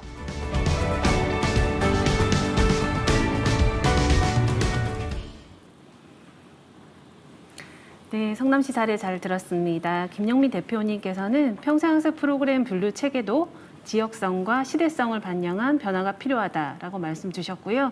평생학습에 대한 플랫폼을 통해서 평생교육의 빅데이터를 수집하고 분석함으로써 시민들에게 데이터 기반의 성과 관리를 통한 수준 높은 평생교육을 제공해야 한다고 말씀 주셨습니다. 데이터 기반의 평생학습 성과 관리의 중요성을 거듭 강조해 주셨습니다. 지금 여러분께서는 평생학습도시 성과관리체제 구축 세미나를 함께하고 계십니다. 오늘 행사는 일산 서구 일산동에 위치한 일산도서관에서 진행하고 있습니다. 2020년 12월에 개관한 이곳 고양시 19번째 도서관이 되겠는데요. 지역 주민들의 평생학습 중심 기관으로서의 역할을 충실히 수행하고 있고요. 주민 중심의 복합문화예술 공간으로서 거듭나고 있습니다. 자, 이제부터는 앞선 주제 발표와 관련을 해서 세 분의 토론자를 모시고 좀 더 현장성 있는 방식으로 토론과 질의 답변 시간을 이어가도록 하겠습니다. 토론은 주제별로 10분 정도의 시간 배정이 되어 있으므로 참고해 주시면 감사하겠습니다. 그럼 먼저 오늘 참석해 주신 토론자분들을 소개해 드리도록 하겠습니다. 먼저 순천향대학교 평생교육학부 김현수 교수님 모셨습니다. 네, 다음으로 재단법인 경상남도 평생교육진흥원 고영화 학습정보팀장님 모셨습니다. 네, 마지막으로 고양시 평생교육과 평생학습센터 김호석 팀장님 함께 해주고 계십니다. 자, 지금 실시간 댓글로 궁금하신 사항이나 질문들을 남겨주고 계시죠. 질문을 남겨주시면 토론자분들의 토론에 이어서 함께 의견 공유의 시간을 갖도록 하겠습니다. 그럼 첫 번째 토론 순서로 김현수 교수님께서 말씀 주시겠습니다. 부탁드리겠습니다.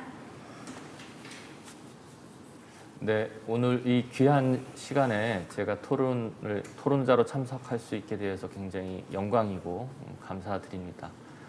제가 말씀드릴 내용은 평생학습 성과관리 체계의 방향에 대한 주제입니다. 먼저 우리 발표하신 발제자 세 분의 원고를 발제를 들어보니까 지자체 차원에서 평생학습도시 성과관리 위해서 너무나 많은 노력들을 하고 계시고 또 다양한 또 지역의 특성에 맞는 그런 지표도 개발하시고 또 연구도 하시고 하는 거를 지켜보니까 우리나라의 평생교육 발전에 정말 현장에서도 노력하고 계시고 많은 발전 가능성을 보게 되었다. 그래서 저도 평생교육을 학생들한테 가르치고 연구하는 사람으로서 굉장히 감사의 말씀을 드립니다. 특히 지역의 특성에 맞게 평생교육을 우리 이제 세 개 도시의 사례를 이렇게 말씀해 주셨는데요.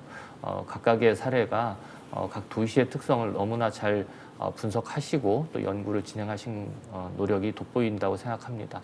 특히 성과 관리를 위한 지역 수준의 고민, 또 이것이 우리 평생교육의 입장에서 접근을 하면 지역의 또 다른 모습들을 다양하게 볼 수 있거든요. 그러다 보니까 우리 교육계의 가능성뿐만 아니라 한계도 함께 발견할 수 좀 있었다. 이런 생각도 들었고 또 글로벌과 로컬을 접목하는 그 점도 인상적이었습니다. 그래서 우리 평생교육이 지역 차원에 더 확산되고 더 발전하기 위해서 어떤 노력들이 필요할까? 특히 오늘의 주제인 평가와 관련해서 어떤 것들이 더 검토가 필요할까에 대해서 몇 가지 의견을 첨부하고자 합니다. 제가 이제 드리려고 하는 말씀, 학습의 본질과 이 학습 도시는 어떤 관계에 있나? 학습, 우리 이제 다들 잘 아시다시피 이제 한자도 이렇게 쓰고 있지 않습니까? 배우락, 익힐습 이렇게 되어 있는데 이거를 우리가 좁은 의미로 접근하면 굉장히 해석하기가 어렵다. 저는 먼저 결론적으로 이렇게 말씀을 드리고 싶습니다. 참고로 유네스코에서 이야기한 4가지 학습 기둥을 살펴보아도 뭐 알기 위한 학습, 실천하기 위한 학습, 더불어 살아가기 위한 학습, 그리고 자아를 실현하기 위한 학습 등 여러 가지 그 유형으로 나누고 뭐 이것은 학습의 목적일 수도 있고 이것도 수단일 수도 있다고 봅니다. 참여 동기라고 볼 수도 있고요. 또 우리가 심리학의 거두인 매슬로우가 이야기한 인간의 욕구 단계에서도 뭐 마지막 단계는 자아 실현 욕구라고 이렇게 이야기하긴 하지만 우리 학습에서 우리가 바라보는 이런 뭐 학습의 기둥이나 욕구하고는 어떤 관계가 있을까? 저는 학생들한테 수업을 할 때 인간이 배우고자 하는 이런 호기심, 뭔가 알고자 하는 호기심, 이것이 우리 행동의 가장 원천이다. 이것이 우리는 학습 동기라고 하죠. 특히 이제 우리가 학과 습, 한자로 되어 있긴 한데 순우리말은 아니죠. 배운다는 거와 익힌다는 거, 이게 이제 우리 순우리말인데 배우는 거는 스스로 깨달을 수도 있습니다. 누가 도움을 줘서 가르칠 수도 있고요. 그러나 익힌다는 거는 본인이 계속 꾸준히 연습을 해야 된다. 그래서 저는 우리 한국의 평생교육, 물론 뿐만 아니라 뭐 전 세계 평생교육에서도 우리가 학은 있고 습은 없어지지 않은 건가? 뭐 이런 생각도 해봅니다. 그래서 학습의 본질이 무언가? 정말 이 학습을 잘 하도록 우리가 도시가 도와주고 있나? 아니면 도시가 또 방해가 되지 않나? 이런 생각도 해봅니다. 그래서 학습 도시의 의미로 들어가 보면 도시 내의 전체, 뭐 평생 교육해서 교육적인 것만 아니고 도시 전체가 배움을 토대로 엮어지는 생활 세계다. 저는 이렇게 바라보고 학습만을 따로 떼어난 생각하기는 되게 어렵습니다. 우리가 그냥 학습 도시라고는 하지만 그냥 도시입니다. 도시, 우리가 생활하는. 그래서 교육, 문화, 복지, 여가 등이 함께 어우러져 있고 이것이 학습이라는 걸로 엮어져야 된다. 그래서 우리가 지금 추진하고 있는 학습 도시, 교육부의 사업 명칭입니다. 사실은. 그래서 저는 이것이 일개 부처의 사업명, 정책이 아닌 그냥 우리의 생활, 삶, 그냥 라이프 이렇게 생각해야 된다. 그래서 학습을 통해서 뭐 우리가 경험하게 되는 각종 그런 경험들이 수익적 수평적으로 엮어내야 되는 그걸 우리가 도시에서 해야 되고 또 우리 담당자들이 해야 되는 일이 아닌가. 그래서 개인이 주민으로서 시민으로서 국민으로서 여러 역할들이 요구되는데 이것들이 그분들이 거주하는 그 도시라고 하는 공간적 그 바운더리에서 우리 도시가 행정적으로 또는 뭐 여러 기회를 잘 제공하고 있는가, 제공해야 된다는 게 학습도시의 기본 개념이고요. 이런 측면에서 유네스코의 학습도시의 정의를 보면 학습도시 기초교육부터 고등교육까지 그리고 포용적 학습, 또 가정과 지역사회의 모든 학습, 그리고 직업을 위한 학습, 그리고 최신 기술, 또 삶의 질, 수월성, 여러 가지 이렇게 정의를 하고 있습니다. 그래서 우리가 유네스코에 정의한 학습도시의 뭐 평가 기준 이런 걸 그대로 갖고 오면 또 적용하기 어렵죠. 한국에서는 아까 우리 어디서 했었나요? 그 강남구에서 했었던 것처럼 그러면 뭐 자살률, 투표율 막 이런 것도 막 들어가야 하니까 이게 또 실정이 안 맞다 이렇게 보는 도시들도 있고 그렇습니다. 그래서 어쨌든 유네스코가 정의한 학습도시는 굉장히 넓은 의미로 광의로 해석을 하고 있고 그거에 따라서 평가 지표도 그렇게 정의가 되어 있습니다. 뭐 이건 한번 참고할 필요가 있다. 이제 두 번째 말씀드리고 싶은 거는 그럼 평생학습의 성과 관리라는 건 도대체 뭐냐? 성과. 영어로 그냥 퍼포먼스 이렇게 되어 있습니다. 아웃컴이라고도 되어 있고 뭐 자동차로 얘기하면 성능입니다. 근데 인간의 성과 아니면 학습의 성과를 우리가 어떻게 진단하고 측정해낼 수 있을까? 그죠? 어렵죠. 우리 성과를 평가한다 이렇게 했을 때 뭐 우리 커크패트릭의 4수준 평가에 우리가 몇 수준까지를 평가하는 것이 과연 성과 평가일까? 이것도 고민스럽고요. 시간적 범위도 어렵습니다. 우리 성과 평가에서도 뭐 예컨대 아까 말씀드린 커크패트릭 4수준에서도 마지막 단계 4수준까지 하려면 굉장히 시간도 오래 걸리는 거고요. 또 그 학습자의 관점인지 제공자의 관점인지도 어렵고. 그래서 이 평생학습에서 성과를 꼭 내야 하나? 이것도 다시 한번 의문을 제기해 볼 필요가 있고요. 누구의 관점에서 성과를 논의하는가? 그동안 우리는 너무 공급자 관점에서 바라보지는 않았나? 학습자, 개인의 입장에서는 좀 우리가 좀 등한시한 것이 아닌가 이런 생각을 해봅니다. 그래서 우리가 조직 내의 구성원의 역량 개발, 성과 향상에 초점을 두고 있는 HRD에서의 성과, 이거와 우리 평생학습에서의 성과, 이것이 과연 같은 개념으로 일반화할 수 있는가? 동등하다고 볼 수 있는가 이것도 좀 궁금하고요. 예. 그래서 일단 성과의 개념부터 우리가 좀 사회적 합의 또 우리 학계 내에서라도 이 성과의 합의가 필요한데 지금 오늘 주제가 이것이 각 지방 자치단체 또는 지역 도시마다의 차이 이것이 과연 일반화할 수 있는 성과의 개념으로 할 수 있는가 이것이 가장 이제 논란이 되겠죠. 그래서 평생학습 도시의 성과를 보는 게 아까 말씀드린 것처럼 교육부의 평생학습 도시 사업의 성과를 보는 것과는 좀 달리 가야 된다. 유네스코가 이야기하는 것처럼 좀 넓은 의미에서 접근할 필요도 있다. 그래서 우리 평생교육법의 평생교육 정의가 굉장히 협의로 정의되어 있는데 여기에 비추어서 우리 평생학습 도시의 성과를 바라보고 있지는 않은가 이런 생각을 해보고요. 그런 측면에서 저는 우리나라의 평생학습 도시 신규 및 재지정 평가가 행정 효율성을 좀 지향하고 있다. 그래서 유네스코의 학습도시 맥락과 맞는 우리의 학습도시 정책 그리고 지방 자치단체의 어떤 특성을 살릴 수 있는 그런 발전 방안을 모색할 필요가 있다 이렇게 생각을 합니다.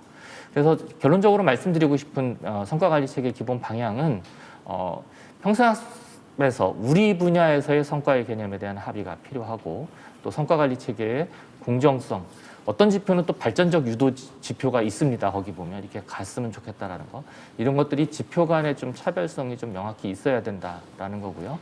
그리고 코로나 팬데믹의 영향으로 비대면 학습이 증가하고 있는데 이 비대면 학습에 대한 또 접근성의 한계를 갖고 있는 학습자들도 많이 있다. 이것도 우리 성과의 측면에서 어떻게 바라봐야 될 건지 검토가 필요하고 또 온라인과 오프라인 학습에 대한 성과 좀 여러 가지 이제 논의가 많이 되고 있는데 우리 인공지능에 기반한 개별 학습, 뭐 영어로는 이제 어댑티브 러닝이라고 합니다만 그리고 학습자의 주도적인 학습, 우리 자기주도 학습 많이 얘기하긴 하는데 이 교수자가 아닌 학습자 주도의 액티브 러닝 이것이 모두가 가능해야 된다. 그래서 앞으로의 그 성과는 좀 학습자 쪽에 좀 관점을 좀 더 두어야 되지 않을까 이런 생각을 갖고요. 또 공통 지표도 있어야 되지만 그 도시마다의 고유한 그 지표가 있어야 되겠다. 그래서 우리가 신규 학습도시 지정하거나 재지정하거나 이것도 좀 이제 뭐 앞으로 어떻게 가야 될지 전반적으로 검토가 필요하지만 좀 공통 지표와 지역 자체 지표 이것도 필요하고요. 또 유네스코 GNLC와 같은 이런 글로벌한 스탠다드 이것도 좀 반영할 필요가 있다. 그리고 좀 이제 결론적으로 말씀드리고 싶은 거는 우리 평생교육은 그동안 이제 페다고지, 우리 학교교육을 빼고 그동안 안드라고지만을 평생교육, 성인교육 이렇게 이야기했었는데 학습도시의 관점에서 보면 그렇지 않습니다. 학교도 평생교육, 넓은 의미의 평생교육의 하나의 공간이고 장이다. 그래서 우리 도시 안에 있는 모든 교육 기회, 공간, 자원들이 다 평생교육으로 이해돼야 되고 그런 측면에서의 학습도시에 대한 성과를 좀 넓은 의미에서 접근할 필요가 있다. 이렇게 결론적으로 말씀드리고 토론을 마치고자 합니다. 네, 감사합니다. 네, 감사합니다. 교수님께서는 유네스코의 평생학습 도시의 맥락과 한국의 평생학습 정책의 조화를 통한 대한민국 평생학습 도시의 발전 방향의 모색이 필요하다라고 말씀 주셨습니다. 최근 인공지능 기술의 발전과 함께 또 다양한 디지털 전환에 가속화되고 있는데요. 우리 평생교육 분야에서도 빅데이터를 기반으로 한 학습자 맞춤형 개별 학습 서비스들이 평생학습 도시들에서도 확산되고 있습니다. 이러한 의미에서 볼 때 교수님께서 말씀 주신 개별 평생학습뿐만이 아니라 함께 모여서 배우는 공동의 평생학습의 중요성도 필요하다라는 말씀이 인상적이었습니다. 더불어 이제 교수님께서는 종합적으로 평생학습 성과관리의 발전 방향을 요약해 주셨는데요. 국가 차원의 공동 지표도 필요하지만 평생학습 도시마다의 고유의 성과관리 체계와 지표가 필요하다라는 말씀 주셨습니다. 이러한 부분으로 제가 이해했는데 교수님 맞을까요? 네, 맞습니다. 네, 감사드립니다. 네, 다음으로는 경상남도 평생교육진흥원 고영화 팀장님께서 말씀 주시겠습니다. 부탁드리겠습니다. 네, 반갑습니다. 저는 평생교육 전달 체계별 과제라는 주제로 토론을 맡았는데요. 먼저 목차에 보시는 바와 같이 그럼 평생교육 전달 체계가 무엇일까라는 의문부터 시작을 했습니다. 그 다음에 평생교육 성과관리, 그리고 성과관리 체계, 그리고 성과관리를 위한 전달 체계별 과제로 제 발표는 시작하겠습니다. 네, 먼저 평생교육 전달 체계란 평생교육의 조직적 환경인 평생교육 기관 및 시설과 중앙에서 지방 일선에 이르는 모든 조직 등 일제의 공적, 사적 평생교육 기관과 이들 기관의 서비스 전달망이라고 합니다. 즉 평생교육 서비스가 전달되는 조직적인 체계를 말하는데요. 지금 현재 저희가 이제 항상 평생교육 전달 체계라고 얘기하고 있는 것은 전담 기구에 포함되어 있는 국가평생교육진흥원, 시도평생교육진흥원, 시군구 평생학습관, 이게 저희 현재 평생교육 전달 체계의 모습이라고 볼 수 있겠습니다. 네. 그러면 국가, 시도, 지자체의 평생교육 전달 체계에 있는 저희 기능 및 역할이 어떤 게 있을까 하는 것을 법적인 부분을 토대로 제가 살펴봤는데요. 먼저 국가평생교육진흥원에서는 평생교육법에 따르면 많은 역할을 하지만 그중 제가 강조하고 싶은 거는 시도평생교육진흥원에 대한 지원 부분이 국가평생교육진흥원의 하나의 역할이다. 그리고 시도평생교육진흥원은 국가 및 시군군과 연계 협력을 해야 되고요. 그리고 해당 지역의 평생교육기관과 연계 체제를 구축하는 것입니다. 네. 그리고 시군구 평생학습관은 시군구 차원에서 평생교육 프로그램 개발, 운영을 할 뿐만 아니라 읍면도 평생학습센터에 대한 운영 지원 및 관리 등의 어떤 역할들을 수행한다라고 되어 있습니다. 이처럼 국가, 시도, 시군구 차원의 평생교육 진흥을 위한 사업을 추진하는 데 있어서 각자의 역할과 기능이 있지만 전달 체계 안에서의 국가는 시도, 시도는 시군구, 시군구는 읍면도 평생학습센터를 지원하는 중요한 기능을 가지고 있습니다. 각자의 역할을 수행함에 있어서 전달 체제 내에서의 지원과 협력이 유기적으로 이루어져야 된다라는 것이 담겨져 있는 내용이라고 볼 수 있겠습니다. 앞서서 저희 성과 관리에 대한 개념을 간단히 설명을 하셨는데요. 저는 다양한 개념 중에서도 개인과 조직의 성과를 체계화된 평가 지표를 통해서 측정 평가함으로써 조직의 모든 활동과 자원을 효율적으로 운영하는 일련의 과정이다라는 개념을 가지고 왔습니다. 궁극적으로는 성과 지표를 통해서 조직의 임무나 전략을 효과적으로 연계해서 성과를 달성하게 하는 것, 이게 성과 관리다라고 이해를 했고요.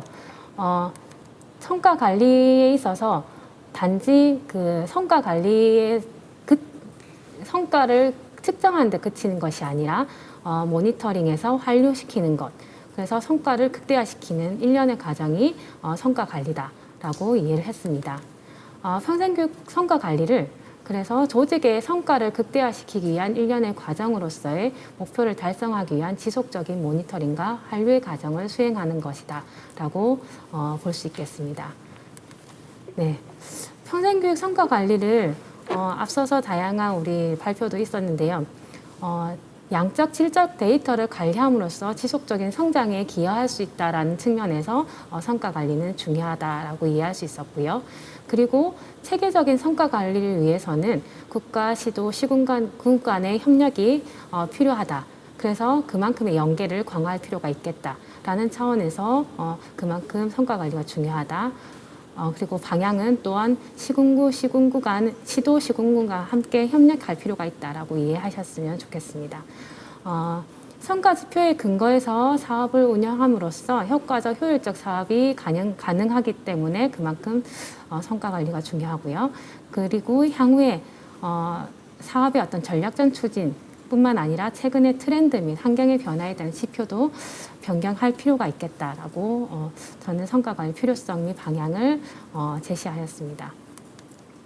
앞서서 강남구 평생학습도시 성과 관리 체계를 살펴봤는데요.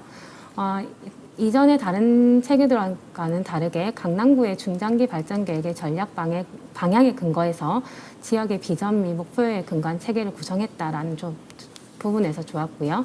그리고 지속적인 성과 관리가 가능하겠다. 그 이유는 정량적인 평가 지표를 구성하려는 노력으로 객관적인 성과 관리를 가능하게 했다라는 부분에서 그렇게 생각을 했습니다. 그리고 타 부서와의 협력 기반을 마련했다라는 부분에서 평생학습도시가 한 부서에 국한된 하나의 사업으로 지부되지 않고 전체 평생학습도시로서였던 그런 기능과 역할을 가져갈 수 있게 했다라는 부분에서 정말 강남구 평상습도시 성과관리 체계가 좋았다라고 저는 생각했습니다. 네. 근데 정량적인 지표만을 가져가다 보니까 실질적인 정성적인 데이터를 이제 창출하는 데 있어서 그러니까 보완이 좀 필요하지 않겠나라는 생각을 했고요. 그 예시로 몇 가지만 말씀드리면 평상습의 효과를 분석하기 위해서 강남구의 투표율을 보았는데 투표율을 본 이유는 우리가 일반적으로 평생학습을 통해서 투표에 영향을 미쳤다라고 보기 때문에 이제 그 부분을 보지 않았을까라는 생각이 들거든요. 그래서 평생학습이 투표에 영향을 미치는 정도 이런 것처럼 이렇게 정성적인 지표도 함께 보완하면 더 좋지 않을까라는 생각을 했습니다. 네, 뒤에 안전한 지역사회 건설에 영향을 미치는 정도도 같은 맥락에서 이해를 해주시면 되겠습니다. 네, 고양시 평사습도시 성과관리 지표는 유네스코 글로벌 학습도시 네트워크 리더 도시 교육부 평사습도시로서의 성과관리를 위한 현장 적용 가능한 지표를 개발했다라는 점에서 현장 적용이 가능성이 높은 지표가 아닐까라는 생각이 들고요. 그리고 타 지자체에서도 활용 가능하도록 가중치를 산정하여 했다라는 부분이 있었고요.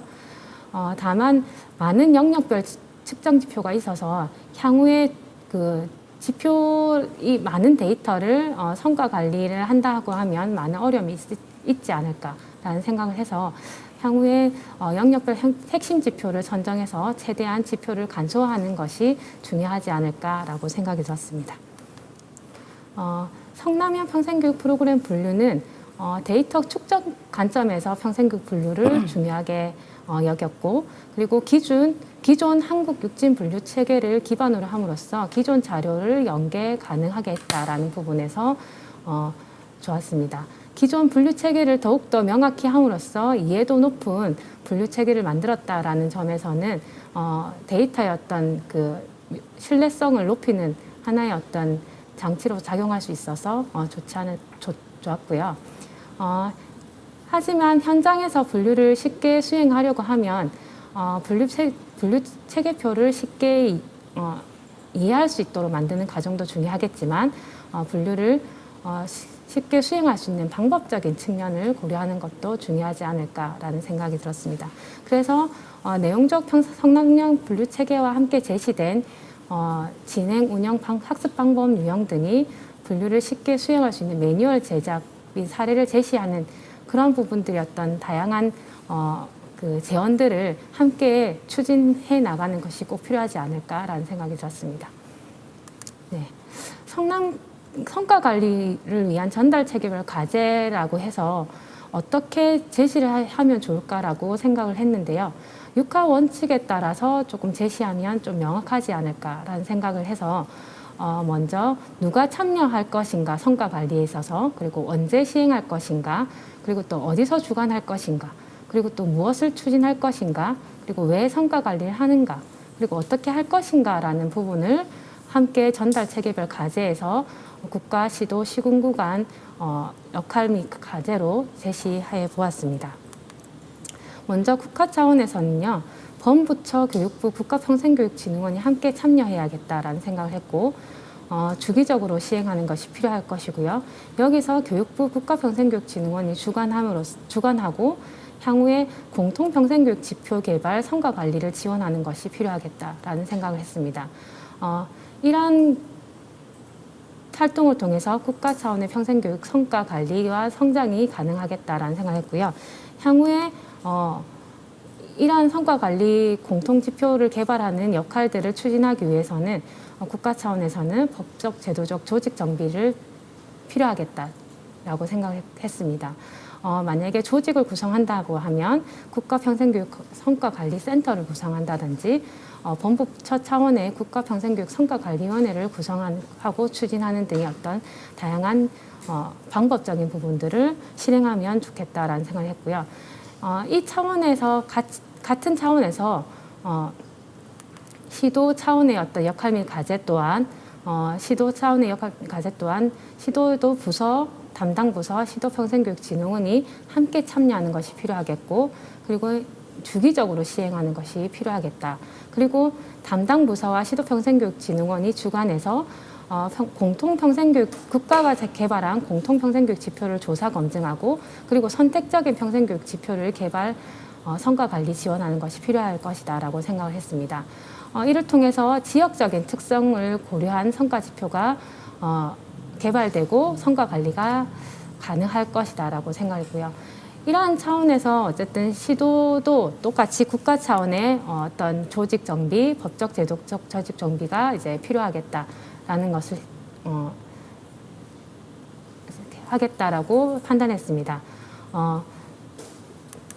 또한 그 국가 평생교육 지표를 조사하고 참여하는 어떤 역할과 그리고 평생교육 기관들이 성과 관리를 제대로 수행하기 위한 담당자 연수를 수행하는 것이 시도 차원의 어떤 진흥원의 역할이지 않을까라고 생각이 들었습니다. 이와 같은 맥락으로 시군구 차원의 역할 및 과제 또한 지자체 부서가 시군구 평생습관이 함께 참여하는 성과 관리 체제를 구성하는 것이 필요하겠다라 생각했고요. 여기 안에서도 주기적으로 시행하고 시군구 평생습관이 주관하고 그리고 지표를 구성하는 것들이 어떤 역할들을 추진하는 것이 필요하겠다라고 생각을 했습니다. 지속적으로 조금 약간 반복되는 경향이 있어서 간단하게 말씀을 드리면 어쨌든 국가평생교육진흥원, 시도평생교육진흥원, 시군구 차원의 평생습관이 각각의 평생교육 공통지표와 선택지표를 이제 개발하고 함께 추진해 나가는 역할들이 중요하겠다라고 생각해서 이것들을 6가지 6하원칙에 맞춰서 이 내용들을 서술해 보았습니다. 네, 저는 여기까지 발표를 마치도록 하겠습니다. 네, 고영아 팀장님 감사드립니다. 팀장님께서는 주제 발제로 나왔던 강남구의 사례, 고양시의 사례, 성남시의 사례를 한번 정리를 해주셨고요. 성과 관리를 위한 국가, 시도, 시군구 차원에서의 역할과 과제를 6하 원칙에 근거해서 정리해 주셨습니다. 국가와 시도, 시군구의 평생교육 사업을 추진하는 데 있어서 각각의 독립적인 사업 추진도 중요하지만 전달 체제 내에서의 지원과 협력이 유기적으로 이루어지는 것이 가장 중요하다라는 말씀을 주셨습니다. 가장 마지막으로 준비하고 계신 분이 있으시죠? 오래 기다리셨습니다. 마지막으로 고양시 김호석 팀장님의 토론을 듣도록 하겠습니다. 부탁드리겠습니다. 안녕하십니까. 고양시 평생교육과의 김호석입니다. 세 분의 발제 말씀과 토론 말씀을 잘 들었는데요.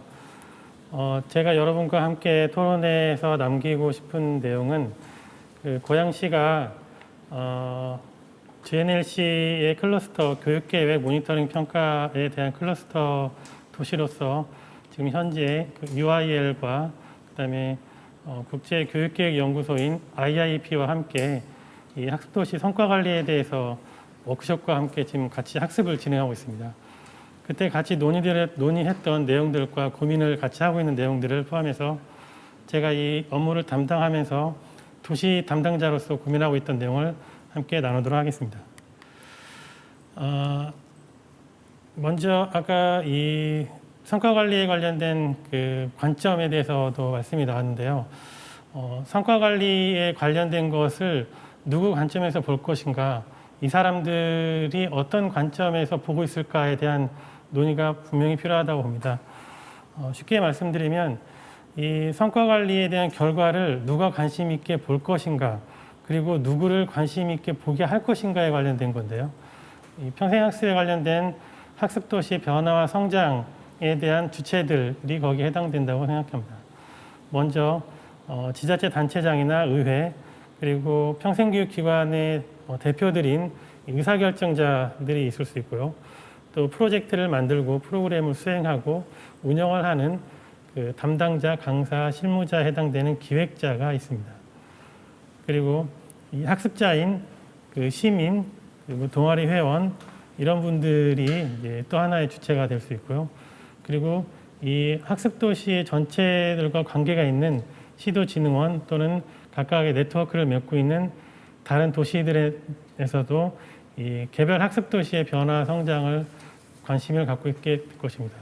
저는 그래서 이 4개 주체들이 어떻게 이 성과관리 체계에서 관심을 갖고 있고 또 무엇을 고민을 더 해야 되는지에 대해서 얘기를 나눠보도록 하겠습니다. 성과관리에 지금 얘기 나온 거에서는 지표와 데이터 그리고 표준에 관련된 거 주로 말씀을 해주셨는데 저는 이 성과관리 체계를 어떤 식으로 추진할 건가에 대한 부분에 대해서 고민하고 있던 내용에 대해서 함께 나눠보도록 하겠습니다. 먼저 데이터의 수집 과정, 수집 방법에 대한 건데요. 지난번 교육부에서 실시하는 평생학습도시 재지정 평가에서도 그렇고 평생학습도시 지정에 관련된 자료를 만들 때에도 마찬가지인데요. 이 데이터를 수집하는 것이 굉장히 어렵습니다. 자료를 만들기도 어렵고요. 그래서 그 담당자들이 데이터를 만들고 이거를 정리하는 데 중요한 점이 데이터가 좀 자동으로 모일 수 있게 하는 방법. 설문조사가 전체적으로 시기와 그런 걸 맞춰서 진행했을 때 이게 사람이 해가지고 운영하는 거 말고도 실시간이나 아니면 그 데이터가 자동으로 모일 수 있는 방법들이 필요한데 예산의 예를 들면 시군구에서 지자체에서 하고 있는 그 성인지 예산이나 그런 부분들도 전체 그 부서에서 운영하고 있는 사업들 중에서 성인지와 관련된 예산이 자동으로 모이게 되고 있는데요. 그런 부분처럼 이 현황 자료들이 그 학습도시와 관계된 자료들이 모일 수 있게 하는 방법이 필요하고요. 그 다음에가 유관기관이나 민간 영역의 참여가 필수적인데요. 이 학습도시는 도시에서의 정책만 가지고 학습도시의 전체 성장을 확인할 수는 없습니다. 그 민간 영역이나 아니면 관련 기관들이 어떻게 연계가 되어 있는지 그 결과도 같이 참여를 하고 데이터에 나와야 되는데요. 이 부분은 그 UIL과 IAP에서도 그 각 전 세계 도시들을 조사해보고 성과관리 체계를 할 때 가장 어려운 점과 꼭 해야 될 점으로 동시에 나왔던 부분이 이 기관들 또 민간 영역의 데이터들을 모을 수 있는 방법, 이거를 거기서 똑같이 제시를 했습니다. 그래서 앞으로 우리가 이 성과관리 체계를 추진할 때는 이 부서뿐만 아니라 관련 기관들이나 민간의 데이터를 끌어올 수 있는 방법을 반드시 고민해야 한다고 생각합니다. 그래서 이 두 가지를 전부 다 연결을 시키려면 이 학습도시에서 이 데이터를 통합적으로 관리하는 체계가 필수적으로 연계가 돼야 되는데요. 이 부분은 조직과 인원이 반드시 필요하고요. 또 학습도시의 기본 업무, 기본 사무에 이 성과관리 체계가 반드시 들어가야 이 데이터 수집에 관련된 거, 또 그 산하기관이나 실과소, 그 보조사업을 하는 곳들에 관련된 통합관리도 들어올 수 있다고 생각됩니다. 다음이 조사와 분석 방법에 대한 건데요. 지금 여러 그 학습도시에서 고민하고 있는 것들 또는 그 지표 개발에 대해서 고민하고 있는 것들이나 마찬가지로 이 학습도시 지정이나 재지정 지표도 마찬가지인데 대부분 그 투입과 또는 그거와 연결된 결과에 대한 것만 그 확인할 수 있게 되어 있습니다. 예를 들면 그 결과로서 그 시민성에 관련된 그 성과에 대한 지표를 우리가 확인하게 된다면 그게 어떤 그 투입에 관련된 걸로 나왔는지도 중요하지만 그것과 매개로 될 수 있는 부분들이 굉장히 연계가 필요합니다. 동아리도 될 수 있고 프로그램도 될 수 있고 그다음에 학습 활동을 지원한 방식에 대해서도 될 수 있는데요. 그 연결되어 있는 것들이 필요하고요. 마찬가지로 각 지표 간의 상관과 인과관계를 확인해야 나중에 이 성과에 대한 측정을 본 다음에 각각의 사업을 확인할 수 있는데 유리하게 될 것이라고 합니다. 그 다음에 질적 사례 조사에 관련돼서도 아까 잠깐 말씀이 나왔는데 지금 설문조사라든가 현황조사를 했을 경우에는 대부분 그 정량적인 그 지표에 관련된 조사로서 정성적인 거에 대한 결과치가 굉장히 그 측정하기가 매우 어렵습니다. 그래서 이 질적 사례 조사가 반드시 들어가야 되는데요. 그 중요한 이유에는 두 가지를 말씀드릴 수 있는데 의사결정을 하는 방식에는 이 데이터로 나온 특히 이 정량적인 데이터로 나온 것도 중요하지만 이 실제적인 질적 사례가 그 시민들의 변화나 공동체의 변화를 바로 확인할 수 있는 부분이기 때문에 그 질적 사례를 좀 정리하는 것도 필요하고요. 이 부분은 사례를 확산하게 되면 시민들과 또는 공동체들의 활동에 나타나는 학습 경험들을 바로 확산할 수도 있기 때문에 질적 사례를 좀 정리하고 그것들을 공유하는 방식도 이 평가와 분석에는 반드시 들어가야 되고요. 그 방법에는 그 사례를 찾아가지고 하는 것도 있을 수 있지만 그 전문가들에 대한 패널 토의나 그런 식으로 해서 그 연차별로 조사를 해가지고 정리하는 방법도 필요합니다. 그리고 세 번째에 있는 패널 조사는 제안 드리는 건데요. 이게 가능할 수 있는 부분은 좀 더 연구를 해봐야겠지만 그 우리나라에서 하는 청소년 조사처럼 도시의 그 시민들을 일정 기간 종단 연구하듯이 패널을 뽑아가지고 조사를 하게 되면 그 학습 도시의 변화 성장 그리고 개인 공동체의 변화 성장까지 같이 연계를 할 수 있기 때문에 검토해볼 만하다고 생각됩니다. 세 번째는 결과를 보여주는 방식에 대한 논의인데요. 보통 성과 측정을 한 다음에 연말 보고서나 이런 식으로 이렇게 책자로 나오는 식으로 나오고요. 그거를 다 찾아가지고 자기가 그 데이터 중에 필요한 거를 뽑아가지고 자료로 쓰곤 하는데 이런 식으로 말고 지금 발제에서도 제안이 됐듯이 성과관리 체계 자체가 플랫폼화가 돼야 됩니다. 그래서 자료도 자동으로 모이는 부분이 일정 정도 들어가야 되지만 분석해서 나오는 부분도 그 안에 일정 들어가야 된다고 생각합니다. 그리고 빅데이터에 관련된 부분도 많이 말씀하셨는데 이 성과관리 프로세스를 통해서 나온 빅데이터를 어떻게 활용할 것인가 이걸 어떻게 보여줄까는 페르소나를 파악하는 방식으로 보여줬으면 하는 생각입니다. 예를 들면 고양시 같은 경우 저희가 5개년 계획을 수립할 때도 이 방법을 사용했는데요. 고양 시민들을 일정 부분 일반화 시켜가지고 그 시민들이 어떤 학습 경로를 통하고 어떻게 학습을 결정하는지를 정리한 바가 있습니다.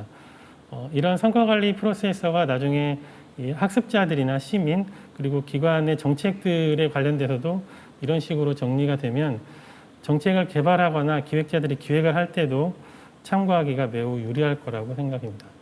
그리고 이러한 내용들은 의사결정자나 기획자, 시민들의 각각의 관점에 맞춰서 큐레이션 돼야 합니다. 그렇게 되려면 첫 번째 제안드렸던 플랫폼화가 돼야 이 의사결정자나 기획자가 각자가 이 플랫폼에 들어와서 성과관리의 결과를 볼 때 내가 확인할 수 있는 방식으로 볼 수 있도록 데이터가 나올 거라고 봅니다. 마지막으로 이 데이터 축적 방식에 대해서 좀 고민해본 부분인데요. 지금 얘기도 나왔듯이 그 분류체계에 관련된 부분인데요. 이 부분은 그 성남시에서 제안한 부분이나 지금 육진분류표로 나와 있는 분류체계나 실제로 이 프로그램이 기획하고 있는 평생교육사들 뿐만 아니라 시민들도 이 분류체계를 이해하는 데 굉장히 어렵습니다. 그리고 프로그램 정보가 나와 있는 것에서 학습자들이 선택을 할 때도 그런 육진분류체계에 따라서 선택을 하지 못하고 있고요. 마찬가지로 강사들도 자기들이 활동하고 있는 분야를 선택을 할 때도 육진분류표에 맞춰서 강사 선택을 하기 어렵습니다. 왜 그러냐면 이 목적에 따라서도 다르고 그다음에 그 도구로 쓰고 있는 부분에 따라서도 다르기 때문에 굉장히 모호하거든요. 그래서 이 부분은 학습자가 내가 지금 어떤 부분을 들을 건가 하는 부분으로 분류체계를 좀 더 편하게 한다면 그 기획하는 사람도 좀 더 유리하게 할 수 있다고 봅니다. 이 분류체계의 어려운 점과 마찬가지인데요. 이 기획자 담당자의 역량 강화, 아까도 제안할 때 그 매뉴얼화 필요하고 이 교육에 대한 부분도 간단히 말씀하셨는데 이 데이터로 나중에 나올 때 이 프로그램이나 강사, 이 결과값들이 코드가 다 똑같아야 되는데 지금 전혀 그렇지 못하고 있거든요. 그래서 그 입력을 하는 사람들이 이 분류체계에 관련된 이해가 다 통일될 수 있도록 하는 부분이 굉장히 필요합니다. 그리고 이 데이터가 모이게 되면 시계열적으로 학습도시, 개인, 공동체가 어떻게 성장하고 변화하는지를 연결해서 쭉 볼 수가 있어야 됩니다. 그래야 이 부분들이 아까 4가지의 그 학습 도시의 성장과 변화를 확인하려고 하는 주체들이 그 개인 그 영역에 맞춰서 이것들을 분석하고 정책을 마련할 수 있다고 봅니다.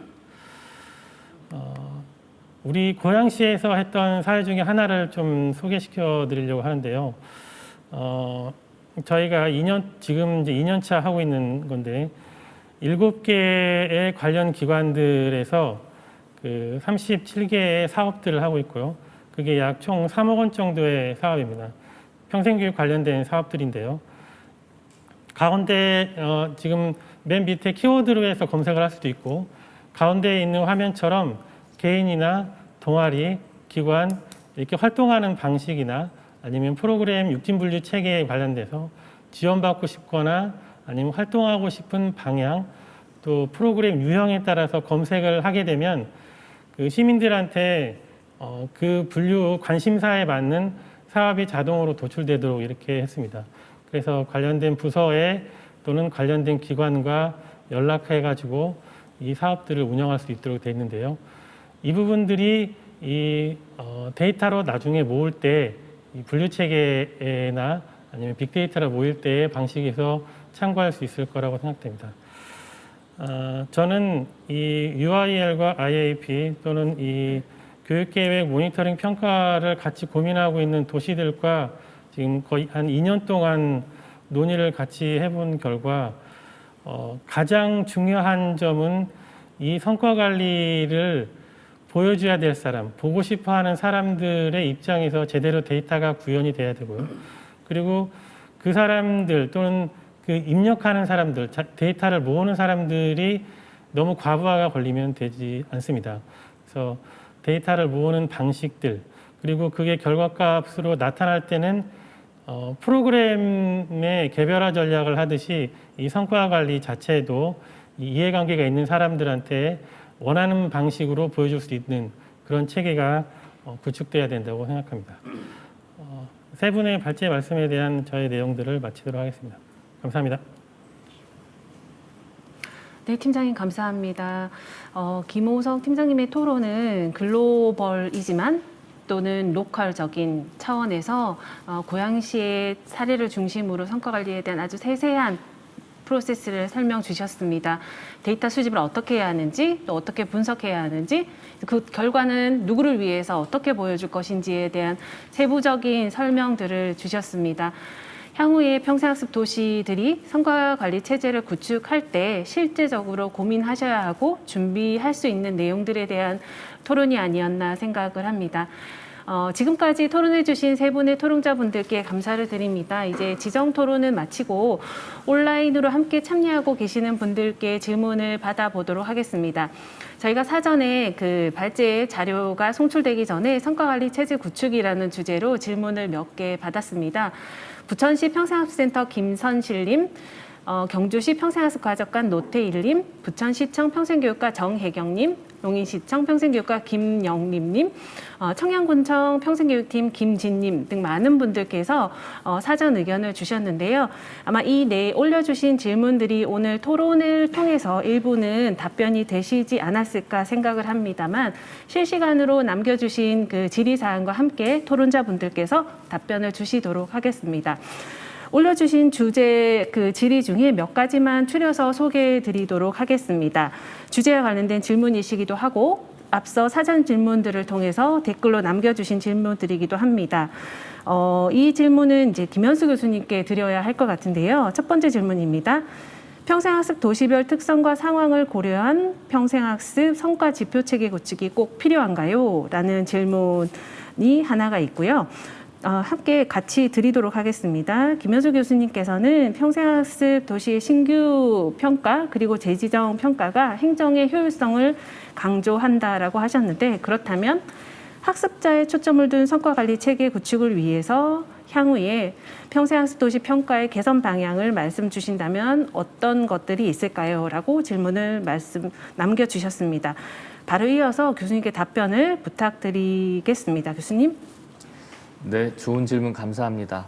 먼저 첫 번째 질문이 지표인데요. 그 평생학습 도시별 특성과 상황을 고려해서 지표 개발이 필요한가? 네, 당연하죠. 지금 우리가 하고 있는 재지정 평가만 하더라도 구단위, 시단위, 군단위 이렇게 나눠서 지금 하고 있고 각 지자체별로 인구도 다르고 여건도 다릅니다. 그리고 뭐 역사, 문화, 자원 다 다르고 당연히 거기에 거주하고 계시는 우리 주민, 시민도 차이가 있고요. 특히 이제 인구 구조가 다양합니다. 그러다 보니까 이걸 획일적으로 평가 지표를 개발해서 뭐 시, 군, 구를 평가하는 것도 어렵고요. 그 지역이 선택할 수 있는 평가 지표, 예컨대 우린 평가 영역이라고 하면 그 영역 안에 지표가 그냥 같은 지표로 되어 있습니다. 똑같이.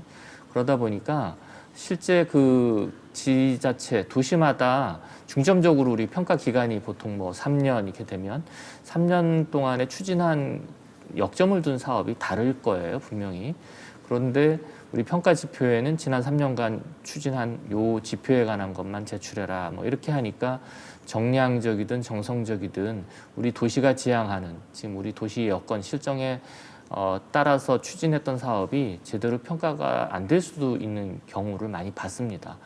그래서 영역이나 큰 부분, 그러니까 영역이나 뭐 분야 이런 평가를 구성하는 요소 중에 큰 부분은 같이 가더라도 그 안에서 이 해당 도시가 평가를 받을 그 지표나 세부 하위 그 뭐랄까요, 뭐 세부 지표 이런 것들, 그리고 정량적으로 받을 건지 정성적으로 받을 건지 이런 것들에 대해서는 해당 도시의 선택권을 좀 보장해야 된다.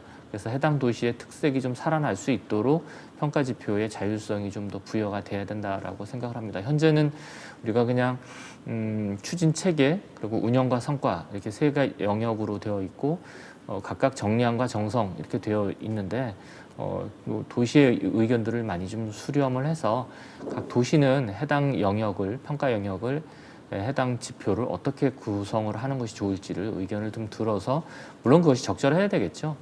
그래서 도시의 특성을 좀 반영했으면 좋겠다라는 게 제 그냥 평가위원으로서 의견이고요. 두 번째, 신규 및 재지정 평가가 행정 효율성을 좀 강조한다라고 제가 아까도 말씀드렸는데요. 그렇다면 학습자의 초점을 둔 성과 관리 체계는 어떻게 해야 될까?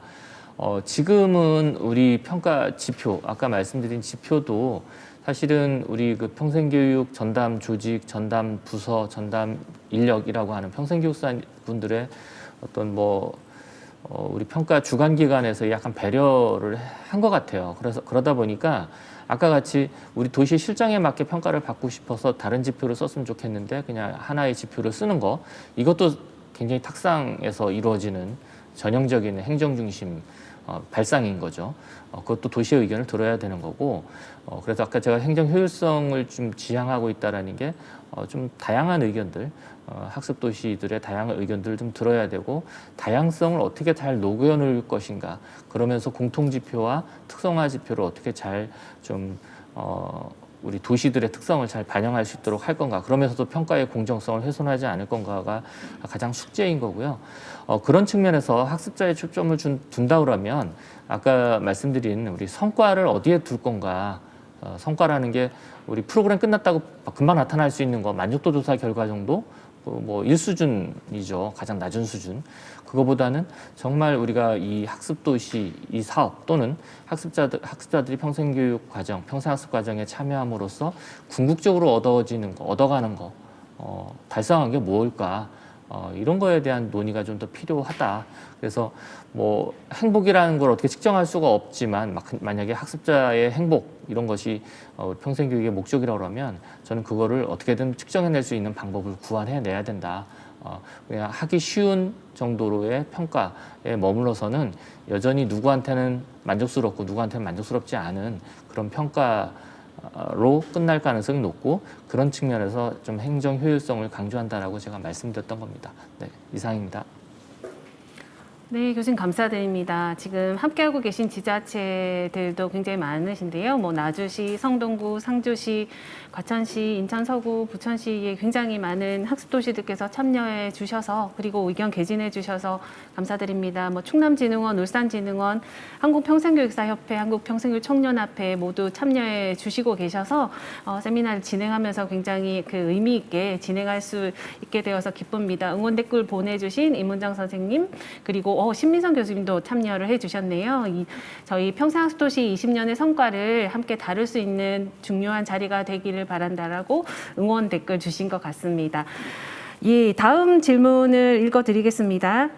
고영아 팀장님께 드리는 질문이 될 것 같은데요. 국가, 시도, 시군구로 이어지는 평생교육 전달 체계별 유기적인 지원과 협력을 강조해 주셨습니다. 향후 평생학습도시의 성과 관리를 위해서 평생교육 관계기관 간의 협력을 효과적으로 이끌어낼 수 있는 방법이 있을까요? 있다면 무엇일까요? 라고 질문을 주셨습니다. 팀장님 답변 부탁드립니다. 네. 네.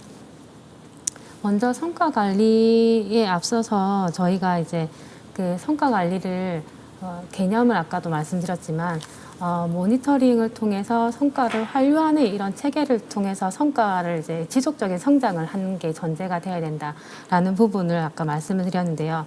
그것처럼 우리가 성과 관리를 하기 위해서 먼저 전제되어야 될 것은 평생학습도시의 성과 관리가 줄 세우기가 아니다라는 것들 명확히 해야 하고요. 두 번째가 성과 관리 지표가 너무 많으면 그만큼 거기에 대한 업무 가부화가 걸리는 것처럼 공통적으로 그 성과 관리를 해야 되는 지표를 간소하고 명확히 해야 될 필요가 있겠다라는 부분이 있고요. 그리고 지역적 특성을 반영해야 된다는 부분을 전제로 했을 때 시도, 시군구, 시국가 평생교육진흥원이 함께 할 수 있는 유기적 이런 협력 체계를 협력 체계를 만들어내기 위해서는 일단은 제도적인 부분부터 뿐만 아니라 조직적인 정비 그리고 또 예산적인 지원 이런 세 가지가 같이 이렇게 어우러졌을 때 효과적으로 이러한 성과 관리가 이루어질 수 있지 않을까라고 생각이 듭니다. 네. 네, 팀장님 감사드립니다. 시간이 좀 지나고 있지만 그 질문 몇 개만 더 확인해 하도록 하겠습니다. 우리가 지금 세미나를 진행하면서 시민 중심, 지역 중심의 성과 관리라는 말을 하기도 하고 또는 그 학습자 중심의 성과 관리가 필요하다라는 부분을 말씀한 바 있습니다. 그런 지역 중심과 시민 중심에 대한 성과 관리 지표가 만들어진다면 시민들이 체감하게 될 변화는 있을까요? 있다면 어떤 것들이 있을까요? 라는 질문이고요.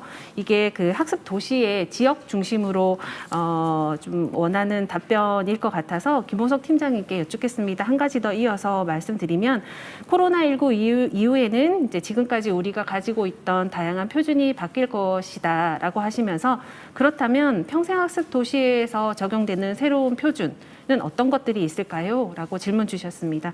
팀장님 갑작스럽겠지만 답변을 부탁드리겠습니다. 김현수 교수님께서 말씀해 주셔야 될 질문 같은데요. 먼저 그 코로나19 이후에 평생학습도시에서 새로운 표준이 만들어질까 하는 부분은 저도 정확하게는 잘 모르겠습니다. 근데 지금 학습도시에서 새로운 방식으로 변하고 있는 게 비대면 학습이 활발하게 진행되고 있고 그거에 대한 뭐 어려운 점이나 제한점, 한계들을 극복하려고 하는 부분들이 있는데요. 그런 부분들이 이제 새로운 체계로 만들어질 거라고 다들 예상을 하고 있습니다. 그런데 저는 여기서 좀 다른 점을 좀 보고 싶은데요. 이 코로나가 우리 사회에 미친 영향 중에 하나가 이 사회에서의 관계를 다 끊어놨거든요. 다들 아시겠지만 다 거리두기를 하는 부분이나 그런 것들 때문에 사회 일상에서도 이 관계를 끊었지만 학습에서도 지금 관계가 끊어지고 있습니다. 비대면 학습이라는 것 자체도 이 학습자와 학습자가 만나는 일이 줄어들고 있기 때문에 앞으로는 이 부분에 대한 그 가치나 이런 것들이 많이 중요하게 될 거라고 생각하는데요.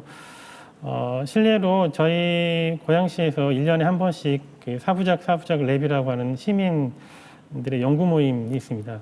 거기서 지난 1년 동안 학습 활동을 할 때 가장 성과로 생각하는 게 무엇이냐라는 질문에서 가장 많은 부분이 나타났던 것이 관계의 중요성을 인식하게 되었고 관계가 확장하는데 얼만큼 학습이 영향을 미쳤는지 알게 되었다는 점입니다.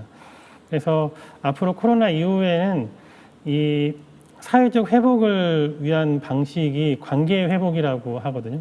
그래서 이 학습의 영향을 통해서 이 관계를 회복하고 사회적 회복을 하는데 중요한 것이 평생학습이라는 인식이 될 것 같고 또 그의 차원에 맞게 관계성을 높이고 확장하는 데에 얼만큼 평생학습이 중요한가, 그거의 영향이 무엇인가에 관련된 걸로 이 표준에 관련된 것이 좀 될 거라고 보고요. 그것과 연계를 하자면 이 지표가 만들어졌을 때 시민들이 체감할 수 있는 부분이 여기에 있다고 보는데요. 지금까지 시민들은 내가 학습을 하고 난다면 나한테 무엇이 이득이 있을까라는 부분에 대해서 봤다면 지표에 대한 거, 아까 제가 말씀드렸듯이 이 관점들이 여러 관점들이 있는데 그 관점에서의 체계를 결과값을 활용할 수 있다면 시민들이 내가 참여한 학습 활동이 나를 포함해서 우리 공동체, 도시가 변하는데 어떻게 영향을 미쳤고 학습한 결과로 인해 학습한 이후에 나의 삶에 영향을 준 활동들이 얼만큼 도시 변화에 영향을 미쳤는지를 확인할 수 있는 방식이 될 거라고 생각합니다. 그러면 이 개인의 학습이 공동체나 도시 변화에 영향을 주는데 더 가속화가 될 수 있고 더 큰 힘이 될 수 있을 거라고 생각합니다. 네, 팀장님 감사드립니다. 갑작스럽게 질문을 드렸는데 마치 준비된 질문 마냥 잘 답변 주셔서 감사드립니다. 저희가 온라인으로 진행을 하다 보니 더 많은 토론과 이야기를 나누지 못한 아쉬움이 있습니다. 저희가 오늘 제1차 평생학습도시 정책 포럼에 이어서 2차, 3차 지속적인 평생학습도시 정책 포럼을 평생학습도시들과 함께 이어나가도록 하겠습니다. 마지막으로 지금 이 자리에 함께하고 계신 토론자분들께 평생교육을 딱 한 단어로 표현하는 시간을 부탁드리면서 토론자분들의 마무리 인사를 대신하려고 합니다. 하나의 단어로 평생교육을 정의하신다면 각 토론자분들께서는 어떠한 그 정의를 내려주실까요? 김현수 교수님, 고영아 팀장님, 김호석 팀장님 순으로 그 쓰여진 판의 내용을 보여주시면서 마지막 마무리 멘트 부탁드리겠습니다. 김현수 교수님. 네, 저는 평생교육, 평생학습은 사랑이다입니다. 네, 사랑 뭐 이렇게 어떻게 설명하기가 좀 어렵죠. 없으면 못 살고 목적이기도 하고 수단이기도 하고, 네, 좀 자세히 보아야 또 더 예쁘고 뭐 이렇습니다. 그래서 예, 그냥 설명하기 어려운 사랑으로 저는 정의하겠습니다. 네, 교수님 감사드립니다. 네, 고영아 팀장님. 네, 저는 평생학습은 인생이다라고 생각을 적어보았습니다.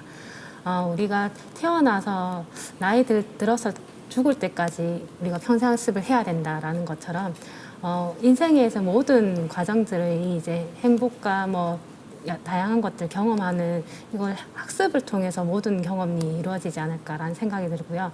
그래서 인생이다라고 적어보았습니다. 팀장 감사드립니다. 마지막으로 김호석 팀장님. 네, 저는 평생학습은 삶의 접착제라고 썼는데요. 마지막 질문에 대한 답변을 하면서 생각난 겁니다. 사람은 관계적 동물이라고 하잖아요. 이 삶을 사는 것 자체가 삶을 살찌우게 하고 또 삶의 관계에 연관이 되는 다른 삶하고도 붙어 있을 수 있고 하는 부분들의 가장 큰 매개가 되는 게 평생학습이라고 생각합니다. 그래서 삶이 이루어지게 하고 삶과 삶이 연결되게 하는 그런 접착제가 평생학습이라고 생각합니다. 네, 세 분의 재치 있고 의미 있는 답변 감사합니다.